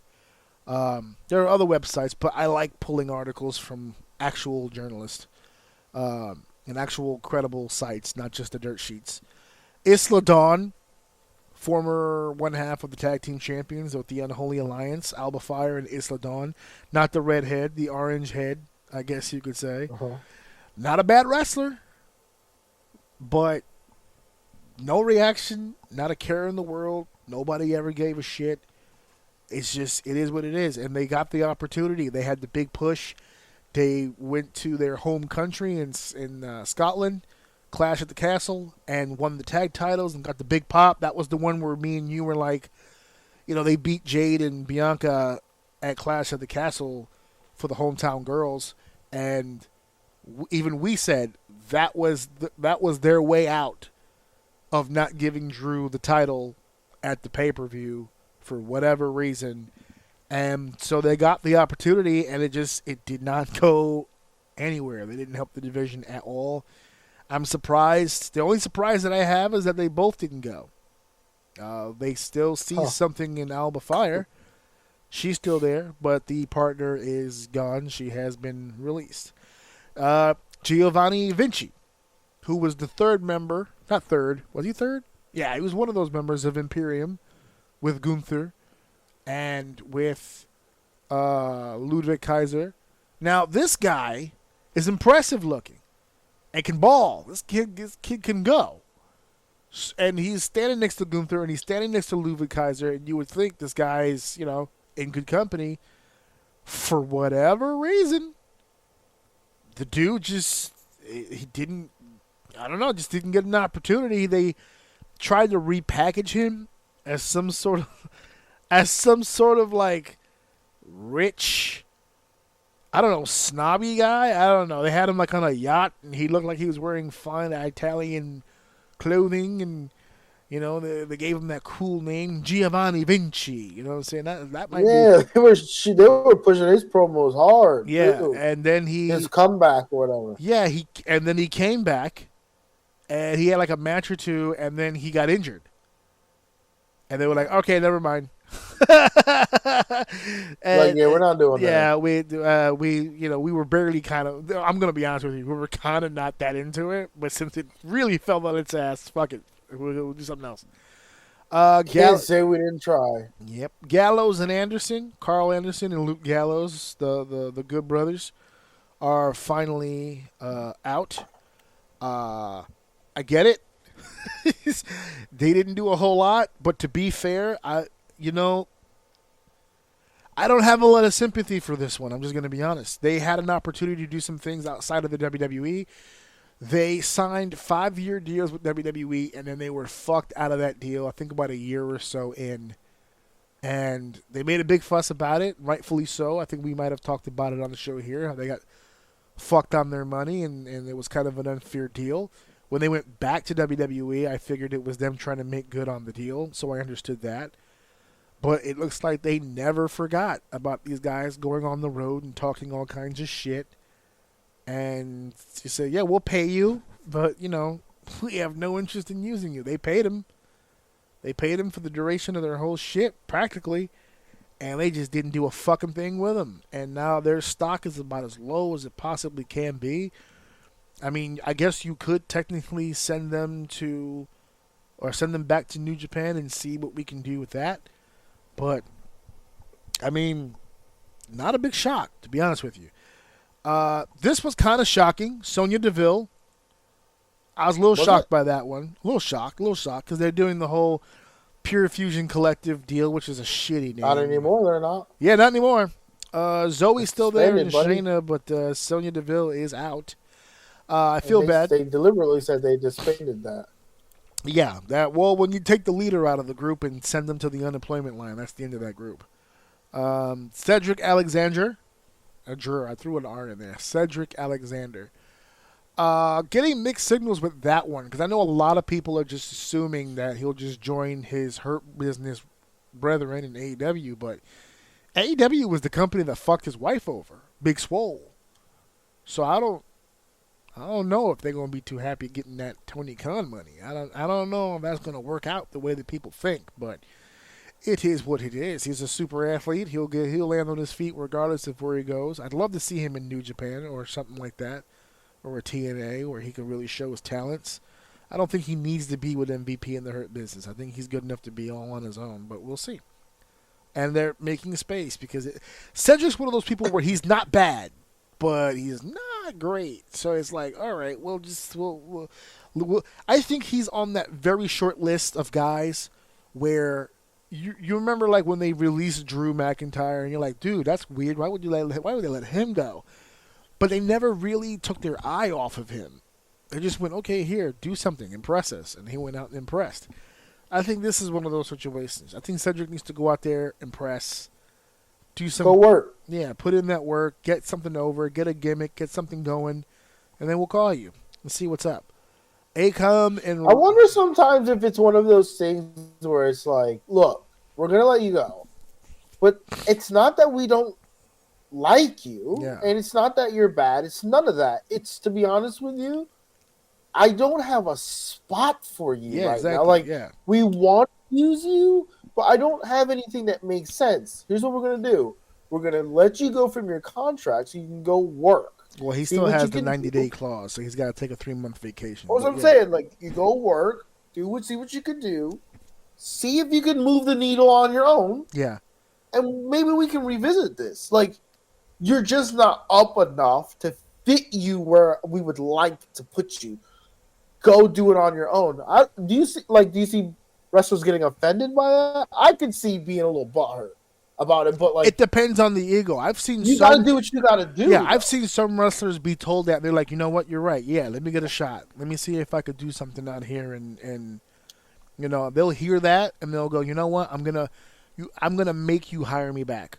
Watch, I'm gonna put you in a position where you're gonna be offering me the contract. I'm not even gonna call you. But then there's others that'll go the other way, and they're like, how the fuck could you release me? I just did this, and I just did that, and, you know, I got a mortgage coming in, and I can't afford to go back to the Indies. This is crazy, and blah, blah, blah. But it depends on the person. I think, personally, that Cedric Alexander is one of those dudes, though. Like, he's going to look at that and go, okay, cool. Now watch. I'm going to go over here, and I'm going to kill it, and I'm going to make you bring me back. Watch. And we'll see. We'll see. Yeah. Acom and Razor, AOP, Authors of Pain. I never liked them. I don't really think they were ever really that good. To be honest with you. They're big boys, for sure, but they didn't do anything impressive at all. And they don't talk. They barely work. They released them once before, and I never understood why they brought them back, especially with a manager like Paul Ellering, where Paul Ellering doesn't even cut any fucking promos. They just did shit. Yeah. It's whatever. Duke Hudson was kind of a surprise. Big boy, almost 7 feet. Kind of started showing some personality in NXT with Chase U. And I don't know. There's got to be, you know, I feel like he's the kind of person that might have talked himself out of a job. I don't know him personally. I don't know any situation. But cosmetically, he looks like the type of guy they would use. Even if they had nothing for him, he looks like the kind of guy they would find something for. Let him be the bodyguard gimmick, or like something. But they went and released him. I think it might be the same thing here. Hey, go out there and, You can now say former WWE superstar. You can now say former NXT superstar. Go out there on the indies and see if you can make a splash, I guess. At that size, he's going to do some cool shit. It's just a matter of where. He's got, not for nothing, and I'm not trying to manifest this, he's got MLW written all over him. And with Jacob Fatu in that locker room, man, he's probably giving Court Bauer a bunch of heads up. Yo, these motherfuckers is about to be free. We need to grab them, because Matt Riddle is down there killing it right now. Matt Riddle right now is in MLW fucking killing it. He's cutting crazy promos. He's in a feud with Eric Bischoff right now in MLW. So he's doing some pretty cool shit. Blair Davenport, the former B. Priestley, is now free and ready to go. I'm not even going to blink, and I'm pretty sure when her 90 days are up, she will be in AEW, no doubt about it. Her husband's in AEW. So there's no doubt in my mind that that's where she's going to wind up. So, she has a safety net. She's going to be all right. That's Mrs. Ospreay. She's going to be okay. She's going to the other brand. So I'm going to safely assume that because they were pushing her, not just in the NXT, but even when she came to Raw. So this release is kind of sudden because it looked like they were trying to do some shit with her, and then it just stopped. So I don't know if it was them not wanting her not wanting to be there. I don't know what that case is. She hasn't gone public yet. She probably can't go public. But that's the list so far for WWE. We are now in a world where it can happen at any moment. So keep your head on a swivel. And according to 411mania.com, I have some more information here concerning what's going down on the other channel. Across the street, the company that swore to God they would never release people from their contract because like Vince McMahon would, because they're not heartless, soulless individuals. They released 3 individuals that have been kicking and screaming, trying to run as far as fucking away from this company as they possibly can. 3 people that were told publicly, we will not let you go because we know where you're headed and we don't want you going over there, so fuck you. But they've got no choice. They've got no choice because that's what they've been left with. Of course, the 3 names that AEW has officially removed from their roster page and, being reported here by 411 Mania. Woo, as being, sorry guys, it's been a long day. As being released from their contracts, Malachi Black from the House of Black. That's big. Miro and Ricky Starks. Now, Malachi Black, of the 3, if I'm WWE, that's the one I want. Give me Aleister Black back. Vince fucked that up. Give it to me. I will fix that. I can make that shit work. Now, he said the same thing about Shinsuke. That has gone nowhere, so I don't know. But as a fan, I want Aleister Black back. I'm not so sure I need Rusev to come back. Although I have heard that, sometime this weekend after Valentine's Day, traditionally is Rusev Day. Traditionally. It's usually the day after or the day before, traditionally. So that would be good timing.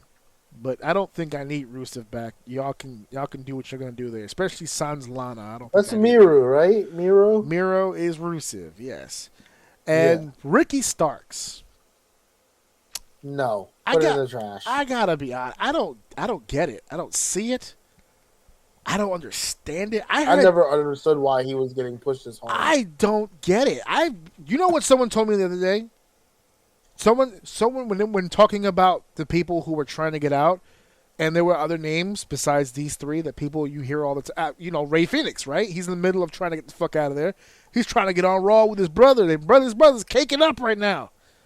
He's like, I'm trying to get over there. You think Penta's nice? Wait till you see the both of us together. Oh, my God. He's not even willing to die. Yeah, no. I'm willing to die. Yeah, I'm willing to die for my shit, son. Yeah, And that's it. and he's I love trying to get out of there. that, man. So there was a buddy of mine who was talking about the people who are trying to get out of there, and he told me with I swear to God, he had a straight face. He meant this from every part of his being. He said, "I can't Said it with believe his chest? I can't his whole chest. He might have borrowed other chests to make it chestier to say like a low now? yeah." He said, I can't believe AEW is sitting on a generational talent like Ricky Starks. And I almost choked on absolutely nothing. I wasn't drinking. I didn't take a breath. My throat closed up. I said, what the fuck did you just say? You're not even saying that he's good. You're saying generational talent? He's a generational talent. San Martino, Hogan, Hart, Taker, Austin, Ricky Starks. Are you out of your fucking mind? Ricky, that's fucking wild. Don't ever say those names. What a fucking hot like that, take. I was like, Jesus But wait, what Christ. was Hold on. Let the man defend himself. Did he say why? Oh, the reason I said no. First of all, he said generational talent like Ricky Starks. And like I said, my throat closed up, and I said, "What the fuck did you just say?" He said, "You don't think Ricky Starks is good?" I said, "I didn't say he wasn't good. You said generational talent." I said, "What the fuck does he do that is generational talent?" Oh, he's a great promo guy. I said, "Fuck you and your children. I don't give a fuck about anything you will ever have to say again." He cuts a great promo. Yeah, I hope your family tree all gets tree rot or something. Like the whole tree comes traveling down. Did you just say he cuts a great promo? So he's a generational you need to get the fuck out of my face. I'm not even saying he's terrible. But people are glazing this motherfucker like he is the LeBron James of fucking wrestling, and I don't get it. I have seen him perform. He's pretty okay. There is nothing about this. First of all, he is the most Dominican man I've ever seen in my entire fucking life. He's very vanilla to me. No, he's very generic. He doesn't do anything. Character wrestler. He doesn't do anything. He's not a terrible promo, and he's not a terrible wrestler. But oh my God, I lost it at generational talent. And then I read online he did an appearance. I believe it was House of Glory, and he also did an appearance with Game Changer. It was so hilarious. Yeah, it was with Game Changer, and he did an appearance. He might have even had a match. I don't remember, but it was in a fucking mall. I think it was American Dream Mall, where the ice rink is supposed to be. It's in a mall, right? So there's people going up the escalator. There's people coming out of fucking Foot Locker, none the fucking wiser. They're like, oh, I just bought these new shoes, and here's this Dominican man in the middle of the fucking mall, just screaming at the top of his fucking lungs about a company nobody gives a shit about, holding him fucking back and not putting him on television. And all those people want is just to make it to the fucking food court, unfucking harmed by any of the sweaty, deodorantless fans that are in this fucking mall watching this fucking event take place. It was a weird fucking setting. And he's cutting this real serious wrestling promo. And I'm just watching people just with fucking bags of popcorn and just shopping at a mall. I'm trying to get the sales, and these other assholes are talking to me about some shit some guy named Tony Khan's bitching about. I don't know what's happening. Then I was like, Jesus fucking Christ. I wouldn't even be surprised if WWE picked him up. But because he's like good friends with Cody Rhodes, and Cody Rhodes has all the fucking stroke in the world right now. Ricky's already been to WWE events. Send him to NXT. I don't got no problem with that. Yeah, I co-sign him. I got no issue with that. Yeah, send him to NXT. Let him sink or swim with Trick Williams, and we'll see. Yeah, show me this generational talent. Yeah, please. Please show it to me. Please show it to me. I'm so confused. I don't understand it. I'm so confused. I'm confused. Oh, man. So those are your releases, both WWE and AEW. And so it's time for my boy to go off. So let's see what's going on here with our next segment. It is now time for our main event. Our main event, of course, the Super Bowl within the Super Bowl. Of course, I'm talking about the halftime show with Kendrick Lamar. Before you go off, do your thing. Who said I'm going off? I said you are off. hyping me up. Okay, fair enough. I said it. Okay? That's what I said. enough. Because, okay, before we get to actual Kendrick, okay, I teased something at the beginning of this episode that made me validate. I felt like I was validated for not watching this game. Okay? Okay. You know who Travis Kelce is? Yeah. Arguably one of the best tight ends in the game. Arguably Sure. one of Patrick Mahomes' best targets on the field. Sure. I saw Tom Brady Gronk. I Seen it before. Yeah, there you ahead. go. I saw a stat for the Super Bowl that made me smile from ear to ear because I'm like, and I'm so glad I didn't watch this. It was a picture of him leaving the game, rolling his little rolly bag, and the shit said 0 catches for 0 yards. Yep. He went 0 catches for 0 yards in the fucking Super Bowl. Bro, KC Mahomes didn't have a completion, I think, until the third fucking quarter. He was 0-5. Bro, I'm telling you. What the fuck? Okay, listen to me. I get that it seemed like a boring game, and it's funny that I haven't watched football in a very fucking long time. I haven't had the chance to do it, so I was really excited to be able to watch this, and I'm glad I did, because a lot of people were like, "Oh, that game was boring," and I guess the only way it was fun is if you were a fucking Eagles fan. But I'm a fan of the game. See, the one thing I benefited from growing up is that I didn't have a team. I bounced around a lot, but Right. I like to explain to people was like, sure, people would call me bandwagon fan because I would like popular teams. But it wasn't the team that I really was fucking cared about. It was the players. I was a player guy. Like when Marshall Falk and I'm drawing a blank on some of the receivers around that time was running, like I was a huge Rams guy. I was all about the fucking Rams. That was the greatest show on turf. That's Isaac Bruce. That's Terry Holt. Yes, Terry Holt. That team, dude. Yeah. I love that. The Terry Holt. I love Kurt Terry Warner. Holt and Marshall Falk. Kurt Warner at the helm. Yeah. Right. So I was a huge Rams person. Every time I played Madden, I would use the Rams because I loved the players that played on the team. I'm always like that. Randy Moss. I was a huge Vikings guy. Right. Huge Viking guy. When who's the big quarterback from the Vikings? You like that was damn, because it was Randy Moss. Damn, I think it had a doc on him too. Chris Carter was the other receiver for that team. Fuck, they had a dope quarterback for that year. I forgot who it was. Not McNair. Not Cunningham. Was that Cunningham? Cunningham. I think it was Cunningham. Wasn't it Cunningham? I think it was. Okay, we'll go with that. I think it was. Anyway, that squad. I was a huge Vikings guy. You could have sworn I was from fucking Minnesota. Like, that's the person I've always been. I like teams. I like players.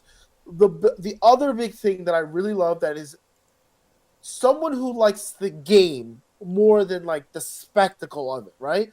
So like I love defensive games. People hate defensive games because they're low scoring, they're slow. I mean, you got 4 quarters. They were nice. I just looked it up. It was right? Randall Cunningham.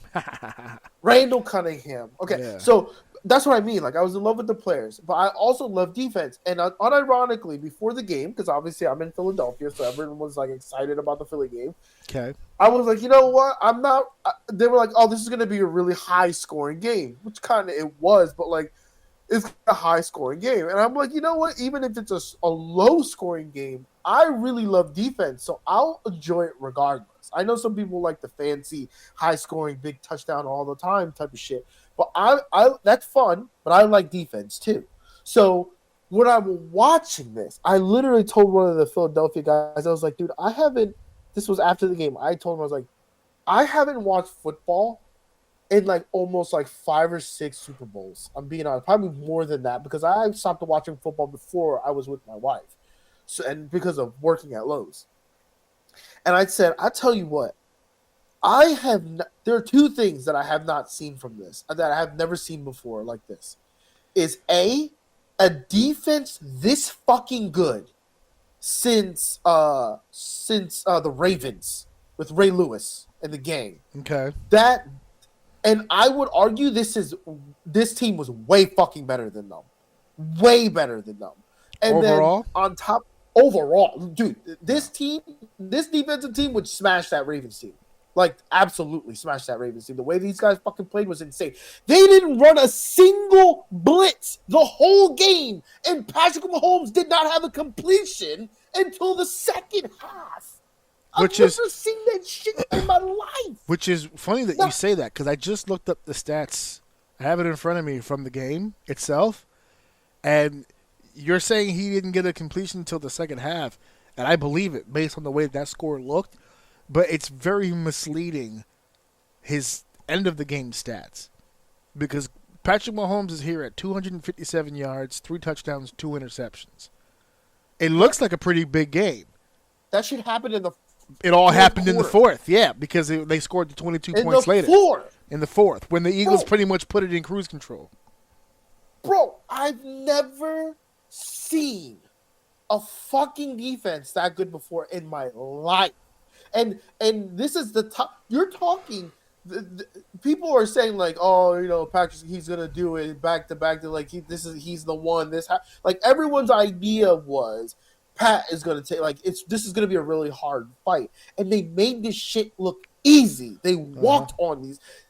No completions, like that blows my mind. You're talking about generationally one of the greatest quarterbacks of all time going down in history if he keeps playing the way he plays, and he did nothing. Their greatest tight end of all time, if they keep talking this Kelsey guy, nullified. Didn't get the rock once. He didn't touch the rock once. I told you he was Tom Brady and Gronk would never. I told you he was going to go off. I told you. Go ahead, say it with your chest. Go ahead, be it. But my point is we're not even done with that, because not only am I glazing the defense. Go ahead. I've never seen a defense. I've never seen a defensive team this good with a fucking offense.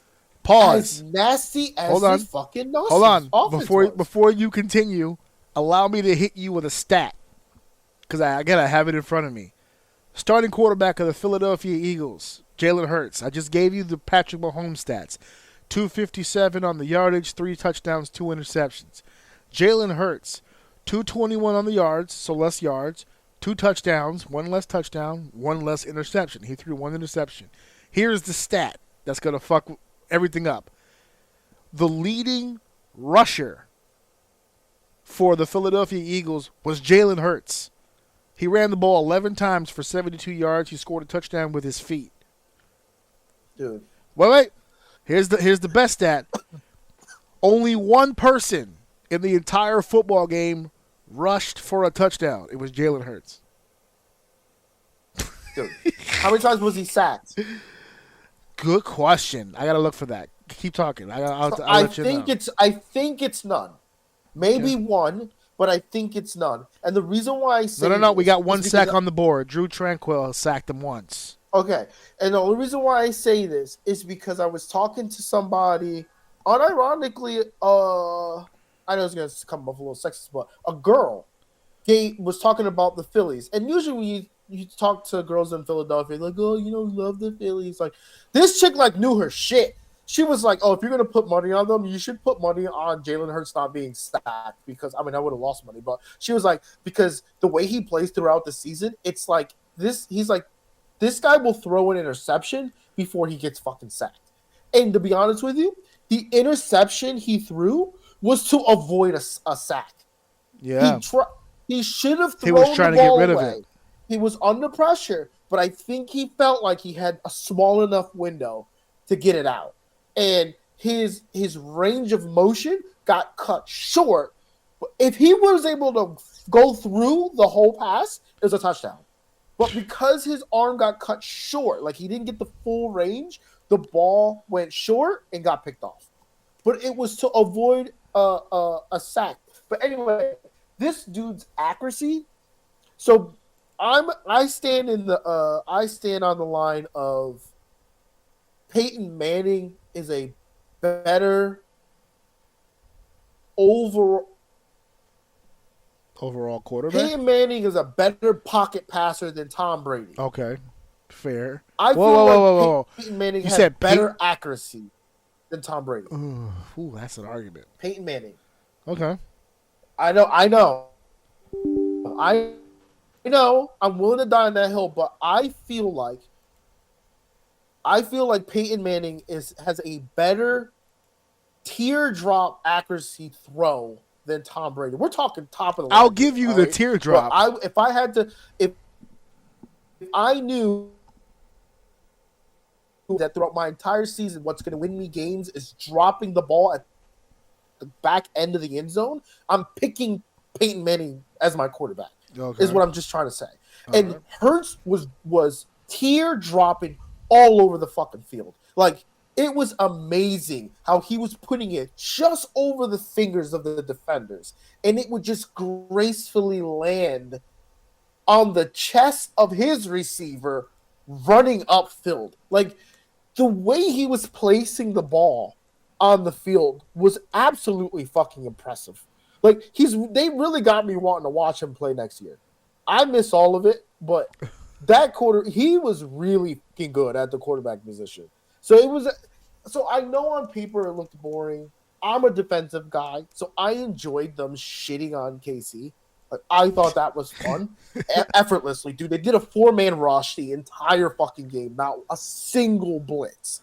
They were able to utilize everybody in the secondary because their line was just fucking killing up front, dude. It was absolutely fun to watch.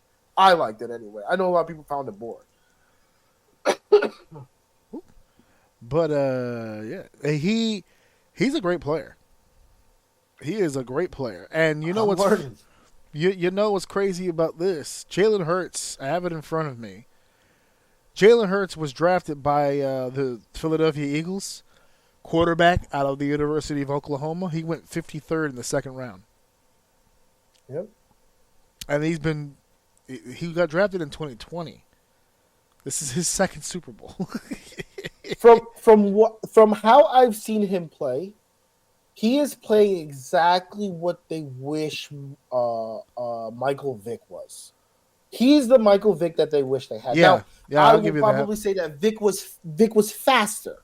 Right. I would probably say Vick is faster. But if you tell me that if I could get Michael Vick, take about 5 points off his speed and put 20 into his actual ability to pocket pass and like his field awareness and his ability to plant his feet and dig deep and get the ball down the field. This dude threw a 70-yard bomb like he just playing catch with his son. And like threw it on target. On target, above 2 defenders, if I'm not mistaken, in the fucking end zone. Look at the quarterbacks that went before Jalen. Quarterback of Jordan Love out of Utah State. He went to Green Bay, 26th pick. Got it right here. Justin Herbert out of Oregon for the Los Angeles Chargers. He was the 6th pick. Tua Tagovailoa, however you say his name, from Alabama. He went to the Miami Dolphins. And Joe Burrow for Cincinnati went with the number 1 overall pick. All very talented QBs. All starters for their team. Only one Super Bowl champion among them. That's Jalen Hurts. Dude, I was so fucking impressed. I was so fucking impressed by that game. It was such a fun game to watch. Even my wife was enjoying it because I was explaining the game to her. She don't really know football that much, but she's actually been asking me quite some time, let's watch football. For some reason, I just kind of like want to get into football, and I just never really kind of wanted to sit and watch anything. Mm-hmm. But we watched that, and she actually like really fucking enjoyed herself watching it and explaining it to her and stuff like that. It was a good time, man. I really did enjoy that shit. That was fun. Now, as hyped as you were, well, off to the new season. As much fun as you had watching the game, it appears you had an equal amount of fun talking about enjoying the halftime show.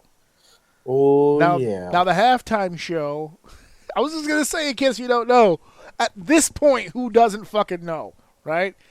Even people who don't watch the game or put on the show knows what the fuck we're talking about. Kendrick Lamar Los Angeles's unmerciful sniper of the wordsmiths. He was the halftime show. We got a small taste of him not too long ago when it was the Dr. Dre, Eminem, Snoop Dogg, 50 Cent, Kendrick Lamar joined them for that little ensemble. We got a small taste, but this was a stage just for Kendrick to do his thing. And, well, mixed reviews, I guess is the best way that you could put it. But you said that, and I asked you, I said, before we talk about it, should I watch it? You said, no, you don't have to. And I said, okay. But then I started thinking about it. I'm a professional. I don't want to wing it. So I saw it was like a 13-minute clip. It's the whole show. I said, all right, you know what? I'm going to watch it. Right? I said, you know what? I'm going to watch it. Bing bang to bing bang. All the way through. From Sam Jackson all the way to Game Over. I'm going to watch it. So I watched the whole shebang. I watched the whole deal. I'm going to be honest. Yep. I'm not going to be listening to any Kendrick Lamar music anytime soon. Every time I drive to work and that shit hits my fucking Sirius, I change the channel every time. That pattern will probably continue.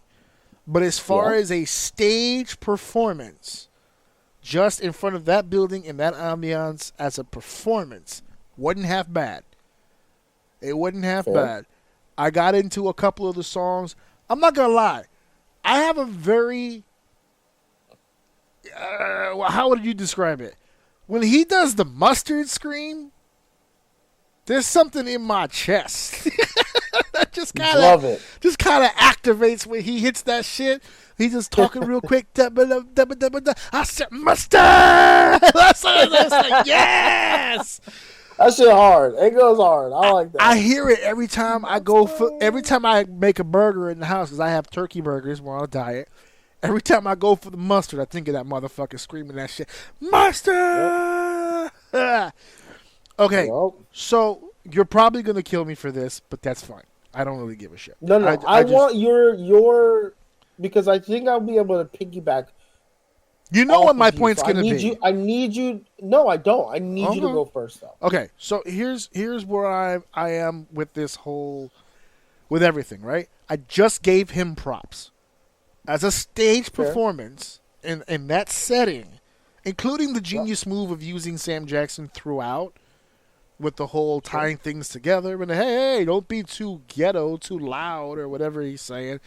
I got the whole vibe. I got the whole vibe of what he was trying to pull off there. As a stage performance, I just said it. It was dope. I'm not gonna front. He went from song.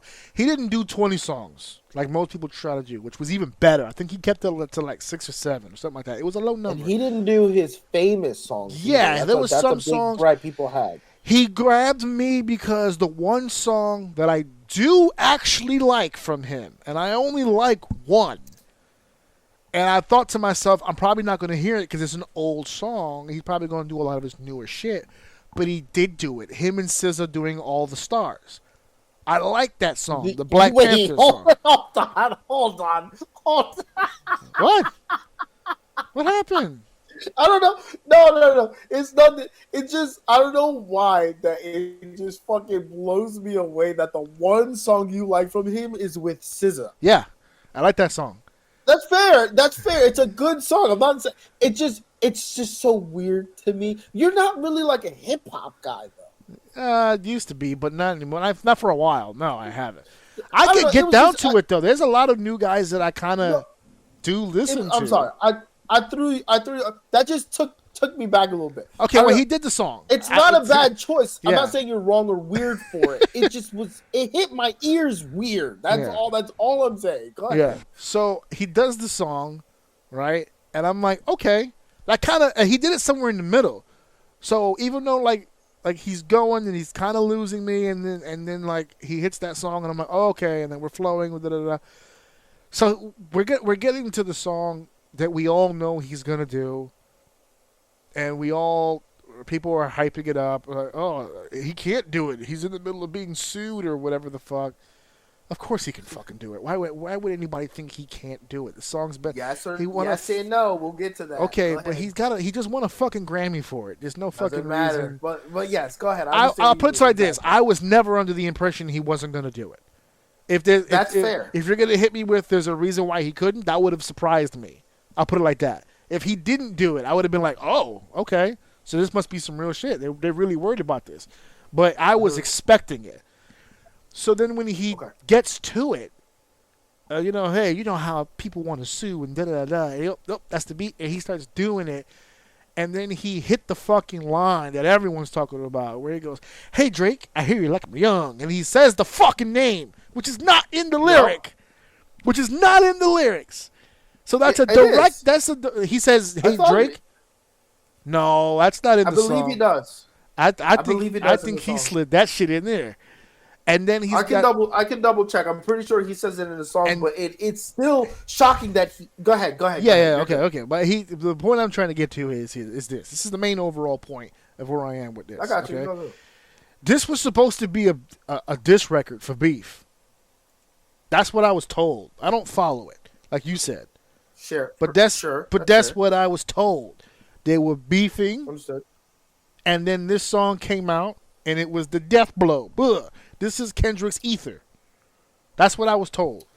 They're like, oh, this is his Ether. Fair. This is Nas to Jay-Z Ether. This is him to Drake. They, not like us, right? So that's what I took it as. It was beef. That's what this was. So I was like, all right, cool. Props to him for lyrically being able to dismantle this nigga the way that he did. I'm with it. But then now the track is not like when I listen. I grew. But you just said a second ago, I'm not a hip hop head. I was in the '90s, and that's when Ether dropped. Sure. When Ether dropped, that shit was big. Everybody was talking about Ether. It's a whole deal. You might have heard it on the radio a few times, whatever the case may be. Nowadays, the way that you can consume music is there's way more places to consume it than there was back then. This motherfucking song is motherfucking everywhere. I can't take a shit without hearing this motherfucking song anywhere. And I'm being dead serious. This is a true story. You know I have a bathroom privately within my bedroom. I'll go into my bathroom, drop a deuce, no music, no nothing, just on my phone bullshitting. A car will drive by my window and it's on. Bim, bim, bim, I can't shake it. It's fucking everywhere. So it's driving me nuts. I went from the pop station on Sirius. They played it. I changed the station. Another station. Went to the next station. The next song was that song. I said, fuck Sirius. They're playing with me. I turned Sirius off. Steph goes, hey, let's put the radio on. Put the radio on. This motherfucking song is on. It's everywhere. So I'm getting bugged out. I said, okay, fuck it. I don't even want to fuck with this no more. Then he wins a fucking Grammy for it. And I said, hold the phone. Hold the phone. Hold the phone. Hold the phone. Now the white folks is giving out awards to people for diss tracks? Yep, you're starting to smell something weird, right? And I said, wait a minute, because in the track record that I've seen, this is the same academy or the same group that gave Macklemore the fucking rap album of the year.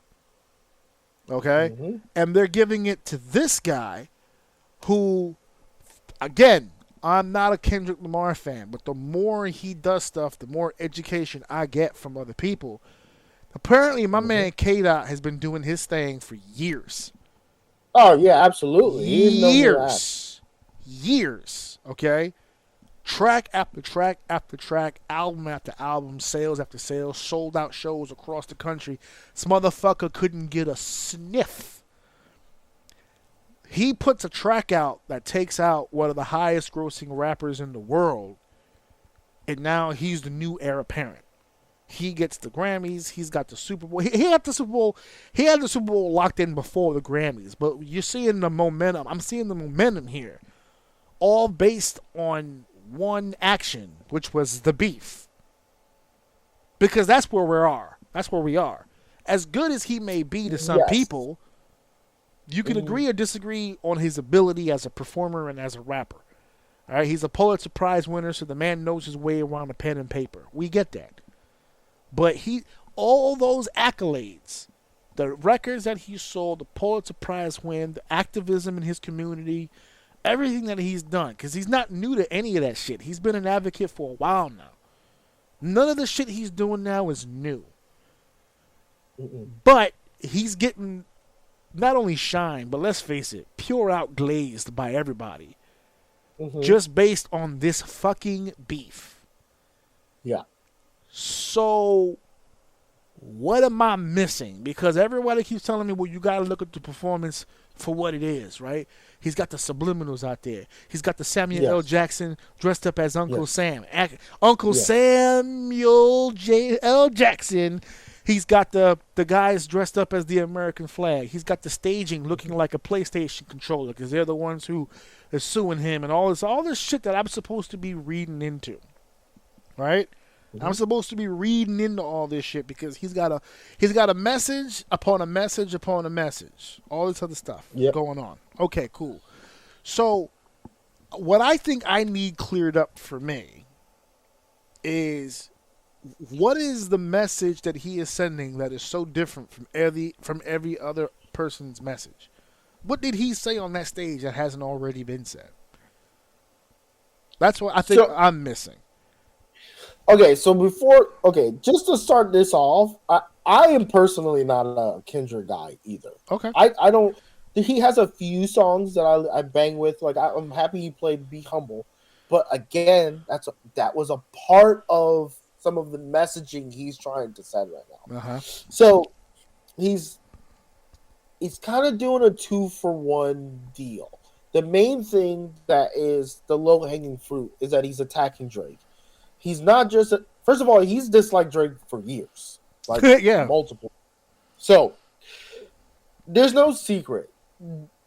Listen, if you ask me, am I a Drake fan or a Kendrick fan? I'm by far a Drake. I mean, I only listen. I actually haven't listened to music that much since this beef started happening because it just doesn't even feel right to listen to Drake right now, considering how hard he got smashed. Once a man's dead, you kind of want to leave his legacy alone. I get it. It's tough. So I'm trying to let it cool down, but this motherfucker won't let off, and I haven't been able to listen to Drake. That horse has been dead. He's still beating the shit out of it. He's beating the shit. He lives inside of it. It's like Star Wars in this motherfucker. It's a tongue. So the main thing here is that he's disliked Drake for a long time. If I'm guessing, because usually 9 times out of 10, Drake has had a one-on-one with someone who's extremely talented. Drake likes to control and take and create this farm, right? Like he likes to take talent and put them in his farm, and he farms them. Some people push back against that. Some people fall into it. There are 2 big names that we'll talk about specifically that pushed back. One of them was Kendrick, and the other one was XXXTentacion. Now, I don't know if you know who that is. Yeah, I know. But that is a young rapper who had gotten killed. He was going shopping for a car. Some goons pulled up. They tried to make it look like they were taking him for his money. They killed him. He's gone from us. Like, that's it. We don't have X no more. So that was a while ago. Fast forward a little bit. There have been snickerings of Drake being the one that put a hit out for him. So whatever, right? No one can confirm that. Then, this guy, as petty as he is, I forget what song it was, but it's on a song with 21 Savage, where he basically is alluding to he was on vacation when he put the hit out on X. So while X is getting killed, he's like sipping mimosas in the sun, right? Like it was a bar he made that hinted that he put a hit on X. X is dead while he was out on vacation chilling, unbothered, right?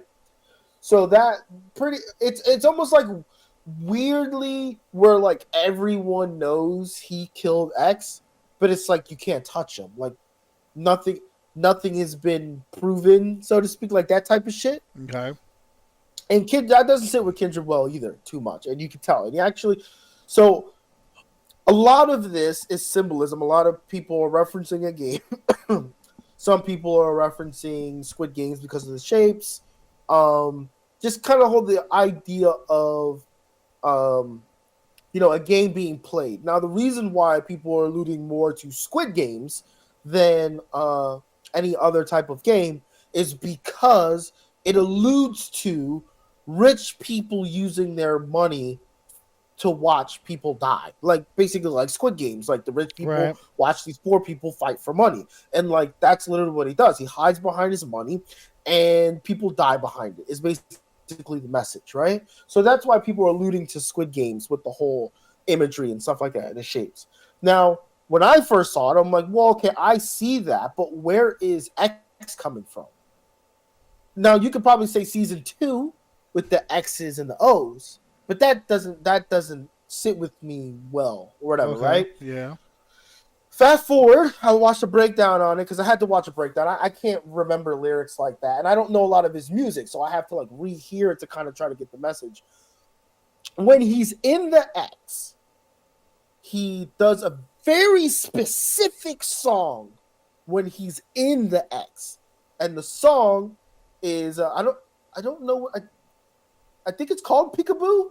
And whatever, but he says Peekaboo in it, and the lyrics is basically saying you can't hide behind your money. Essentially, like, we know you killed them type of shit. Like, we know what you did. He's like, I see you. I know what you did.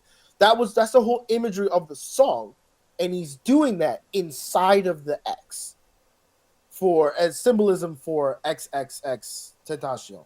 So that's imagery right there of him basically calling him out. And when he is, I know I'm skipping a lot of other imagery. There's a lot. You have to go. If anyone out there is really interested on this deep dive, I promise you it's interesting to listen to.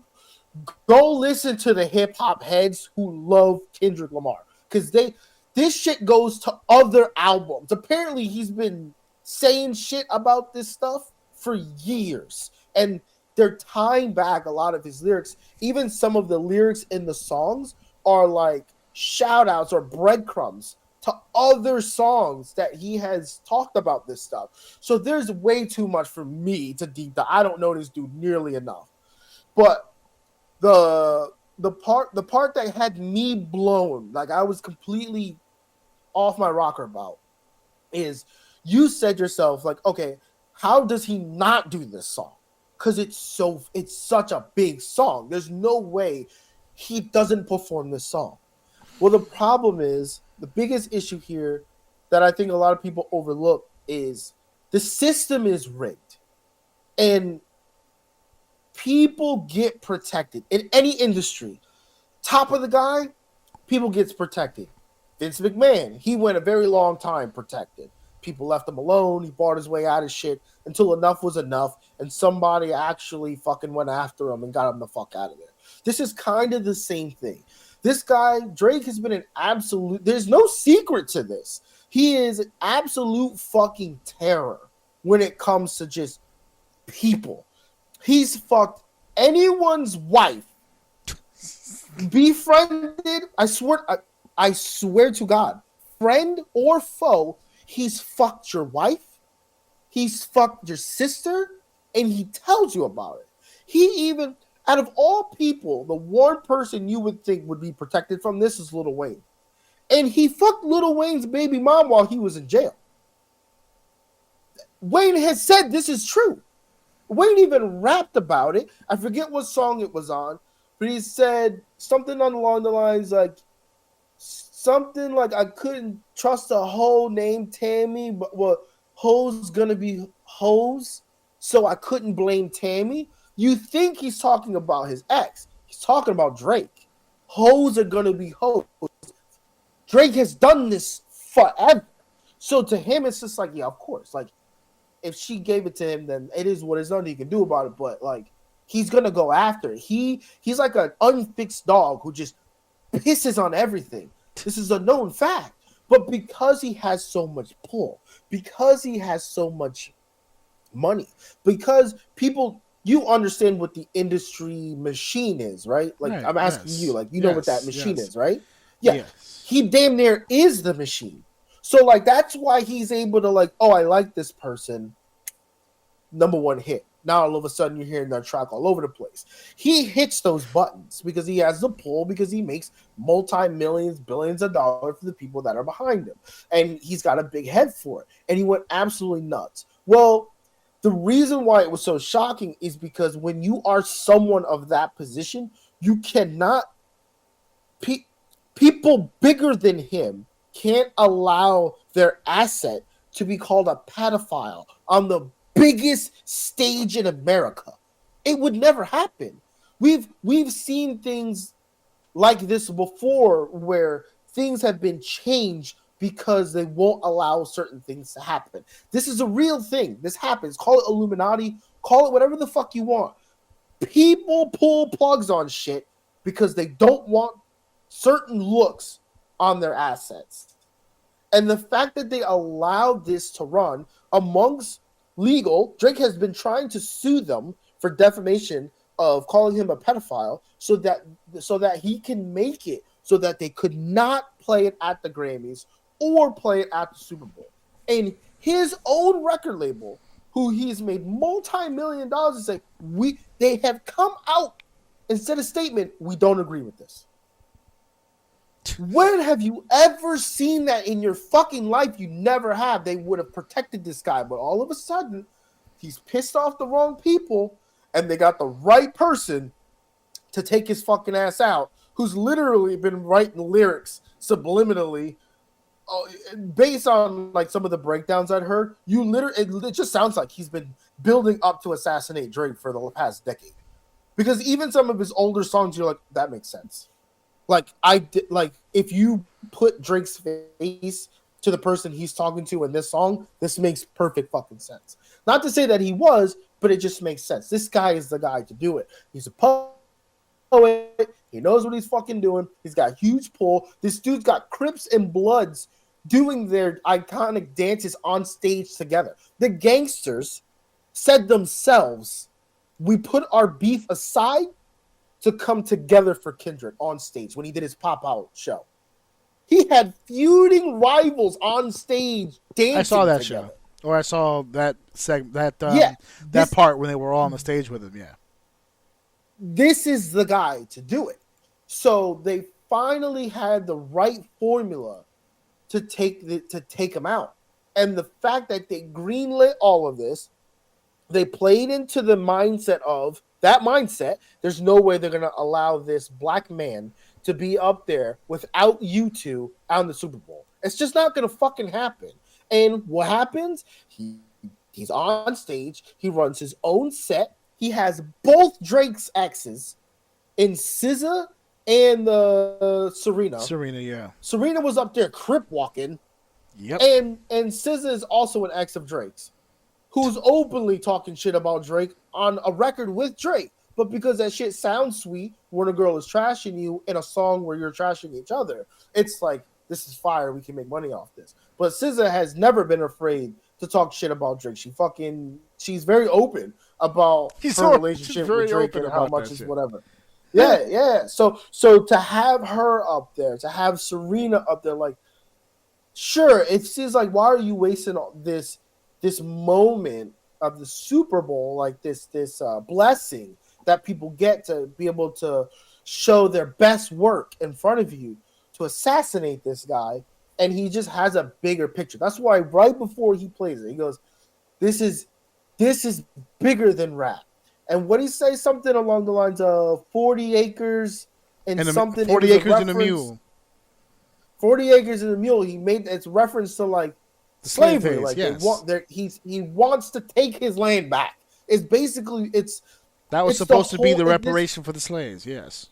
Right. This isn't just about Drake. It's about the hostile takeover of what Kendrick would call posers and leeches, sucking the life out of the rap game for their own benefit. And he is trying to be at the forefront of taking that back. And the only way to do that is to cut the head of the snake. And the only person who has that much pull and power is fucking Drake. And no one else has been able to get this guy to shut up as much as they did as him. And the fact that the whites let him do it the way that he did on their biggest stage with the biggest promotions, the biggest income that comes from commercials, you're going to let this guy go on stage and do that? He wasn't just it's not like he just went up there and did a set. He was allowed to do this at the level that he did, the things that he did, and the biggest thing is he wasn't looking at the camera, and then for that quick second looked dead ass in the computer and into the camera and goes, "Hey Drake." That line alone is fucking crazy. Absolutely banana. Like, I don't know. And the crazy thing is that it's on the Super Bowl.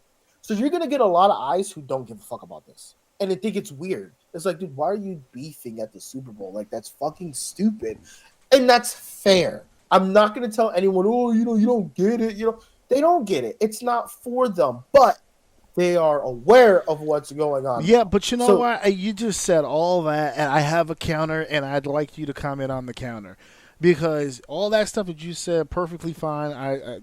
All a solid point. You didn't say one wrong thing and all of that. But you just ended it right there with a major point.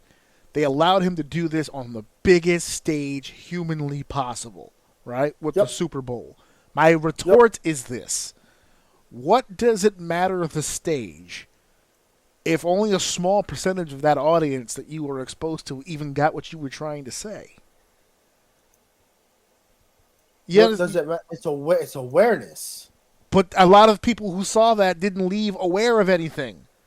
They were confused. No. I don't there think are that's black people who were like, "What the fuck was this?" I don't think that's true. I think what it was is that they don't fucking care. Oh, that's the other side of it. I think that's the other side of it. Because I think for a lot of people who watch that, they were either already in the know. Yep. So that you're not making them aware of anything. They're already aware. Or it's the other side who was already aware and didn't give a fuck before he came on stage and gave even less of a shit when he got off the stage. So, yes and no. Where are we at? Well, yes and no. Because he's doing this performance shitting on Drake and trying to, like you just said, trying to get that power away from him. Drake, meanwhile, is at a sold-out show performing as we speak. So, I mean, did it really... He's not dead in the water. He's still selling tickets, and soon he's going to start selling records again. He's not out of the business. You're not trying to explain this to me to tell me that Kendrick finished him off, did you? No. Yes and no. So here's the thing: the saving grace for Drake would for him to revert back to the rap he used to do before. Oh, you want him to go back to Auburn? He can't do that gangster shit. He can't do gangster shit no more. He can't. That's done. That I'm gonna slide the op or the drill shit, like that's over for you. You're done. That's it. Not allowed anymore. But that's okay because I even like the original Drake a little bit better myself. Don't get me wrong; he's got some slaps, right? But like the older stuff, I listen to more than anything else. I love that. I love Petty Drake. Petty Drake is my favorite Drake. I love when he's but he just got all pettied. As my wife would say, very sassy. I like sassy Drake. I like the Drake that closes the refrigerator with his hips. Like that's the Drake music. That's the Drake music that I enjoy. Gets me in my bag. Now the gangster stuff is cool too. Like it's fun. Like he sounds good on it, whatever. But that drill shit, that like gangster, I'ma slide on the op, turn into the right, cut the lights off. That's over. That's done with. You cannot put that out no more. Because you know what's going to happen? You're going to put that song out. And you know the same white person that didn't give two fucks about that?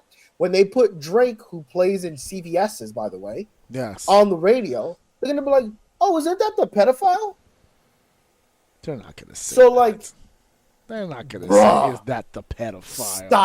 Stop it. Don't do that. Don't do that. Come on. Those people don't give Don't do that. First of all, not only do those people not give a shit about Drake, they don't give a shit about pedophiles.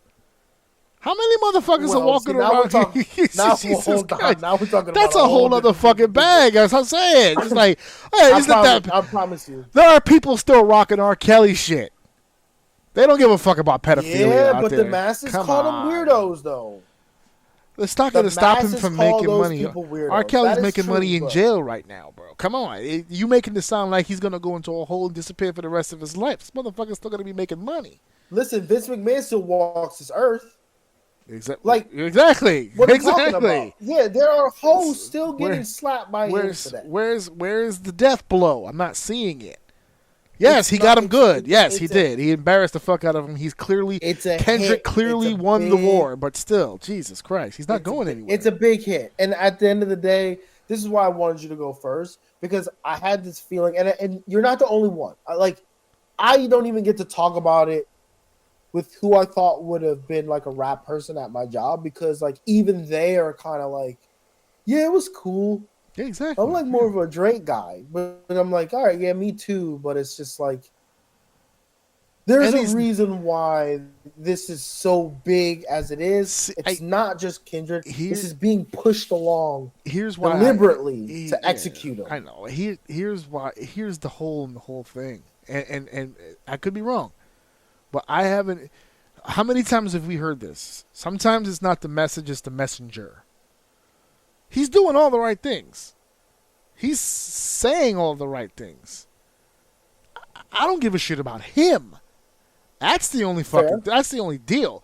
If you fuck with him, you fuck with him. I get it. Like I said at the beginning of this, I don't. It was a good performance. It's not gonna put me onto his music, but for what it was, and especially in the middle of a game, you know what I'm saying? A little something, little side entertainment. It wasn't terrible. I love what I'm hearing about his activism. I love what I'm hearing about him standing up for the little guy. I love what I'm hearing about him trying to bring the rap back to its roots and get it away from these bloodsuckers. Everything you saying about this, about his activity and everything he's doing, is phenomenal. Phenomenal work. And the fact that he was able to go against this dude and trash him the way that he trashed him, bravo. It's him. There's something about him that just turns me the fuck off to the whole fucking thing. I don't know how to explain it. It's something about him and his personality and the way that he, like, as stupid as it may sound, like, when I watch videos going through my Facebook and shit like that, like 50 grabs me. M grabs me. There's people that I'm listening, and it's not even like the fact that they're old niggas. There's a couple of younger guys too. Because you old. No, there's like when Wayne talks, he grabs me. There's a lot of people. He's not young. He's not young. Okay, well look, my point is this: there's motherfuckers who know exactly what you're talking about and have had those battles. Okay, the current one is Kendrick and Drake, but you can make an argument that there's been this battle in rap for forever. Jay became one of those people. Jay-Z became one of those people where he became a succubus to the fucking business. Diddy can go without comment, right? There's always been people in the industry using that power for evil, and then here comes the white knight to try to stop that evil. That has always happened. But there are certain figures in time in the game where it's either the charisma about them, it's either the way they deliver this shit, how deliberate. There's something about them that gravitates you toward them. And they go, yo, I support this dude. I support him. I believe what he's talking about. This motherfucker over here is being an asshole and a dick, and he's taking money out of pockets, and he's burying people he shouldn't be burying, and he's playing favorites and all that shit. Yeah, fuck him. Take the power from him. I don't get that vibe from Kendrick. There's nothing about him that makes me want to go, yeah, I'm behind this dude 100%. Now, that's me. Yeah. There's very clearly millions of people around the world that feel very, very differently, even outside of the state of California. Obviously, if you go into California, it's a dead man's bet to go in there and say some shit about Kendrick Lamar. But outside of that state, it used to be 50-50. It's not so 50-50 anymore. There seems to be a larger group of individuals every day that's getting behind the message more.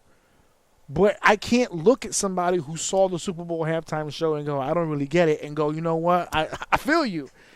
You know what I'm saying? Like, I can't go against a guy that says something like that, because everything you just said made complete sense to me. But there's just something about him that makes me fall into that I don't give a fuck what you have to say category. I wish you know what?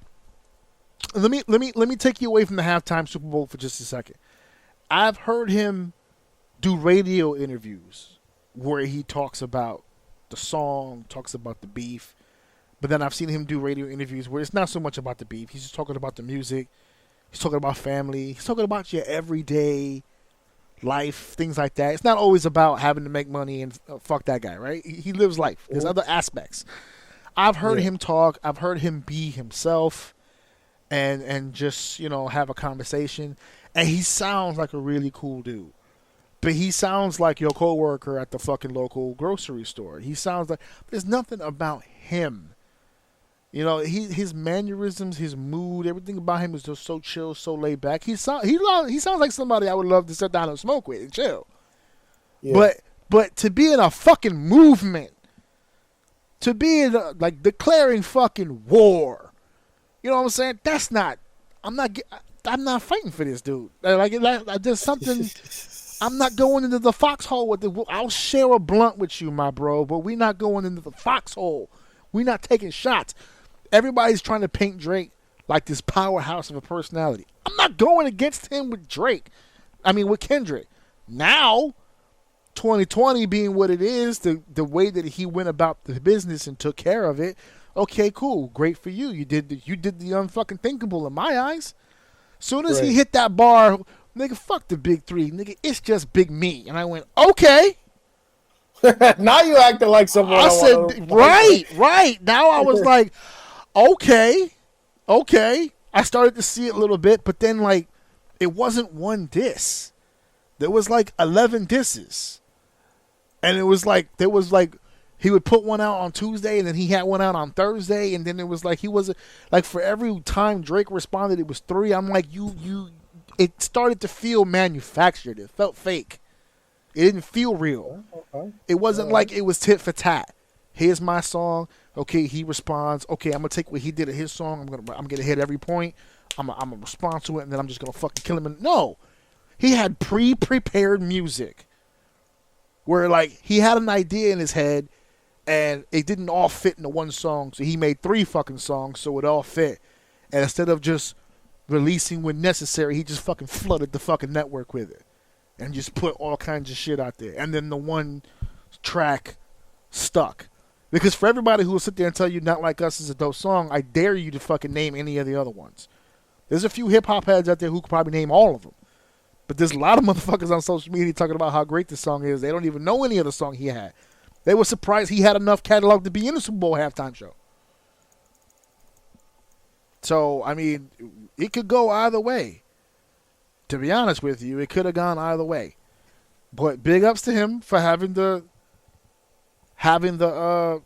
performance, no extras as far as being when last time he was there, when he was part of an ensemble. He had features on him with SZA and Mustard was out. Mustard didn't do shit. He was just out there holding a football, which is dope. He was dancing. That was his Timberland moment. He was just out there just fucking, he was just rocking it. But that was all Kendrick. And Kendrick is moving from stage to stage. He's on the field. Brother was rapping his ass off, breathing, walking, straight bell-bottom jeans, chilling, doing what he was doing. Big ups. I don't dislike the man. I'm not a fan of the music, but I don't dislike the man. I love what he's doing.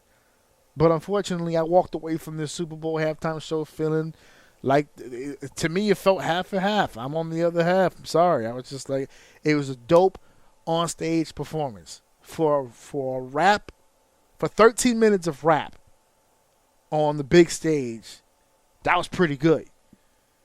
I can't even remember. Has there ever been really did anybody else? Is he the only one to do 13 minutes by himself straight rap?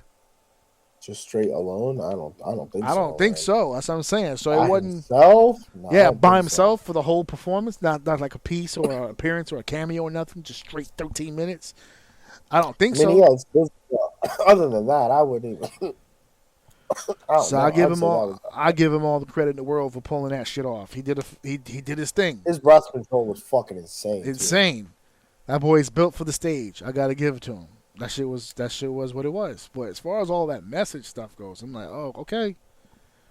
You over it? No, it's not even about being over, because if you're a historian of anything, you know that repetition is the key. One voice will never stop a problem. Ever. It's got to be repetitive. Every generation has to carry that voice through and through and through and through. Kendrick is doing his part. He is one of a long line of other African American leaders in the community who have pushed and pushed and pushed and pushed and pushed. Kendrick Lamar does not get to that stage without the black advocates before him. And so on and so forth. Kendrick just did the fucking Super Bowl. So for every door that was open, for everybody who took a beating for sitting in the back of that bus, to then fast forward to a black man being on that stage, believe it or not, Kendrick just opened up another gigantic big door. Absolutely. Because today, it's split half and half. Tomorrow or the next day, it might be more favorable in the other direction. You don't know. But that's what this kind of progress does. So it's not about me being tired of the message. We need to keep hearing the message. My only issue is the fact that everyone's making him out to be this fucking great messiah of something that's already... He's not hashing anything really new. If anything, if you want to give him credit for something, I give him the credit for taking that conversation that everybody's already having and putting it in the position of light that nobody else was able to do it. That's unique. I'll give him that. That's a victory for him. But this ideology that he's this... The modern day Martin Luther King here, we need to chill. he's continuing. He's passing the torch. He received it. He's doing well with it. One day he'll have to pass it on to the next young man to continue on that road, and so on and so forth. He's doing his job. He's doing what he's supposed to do, and I give him credit for that.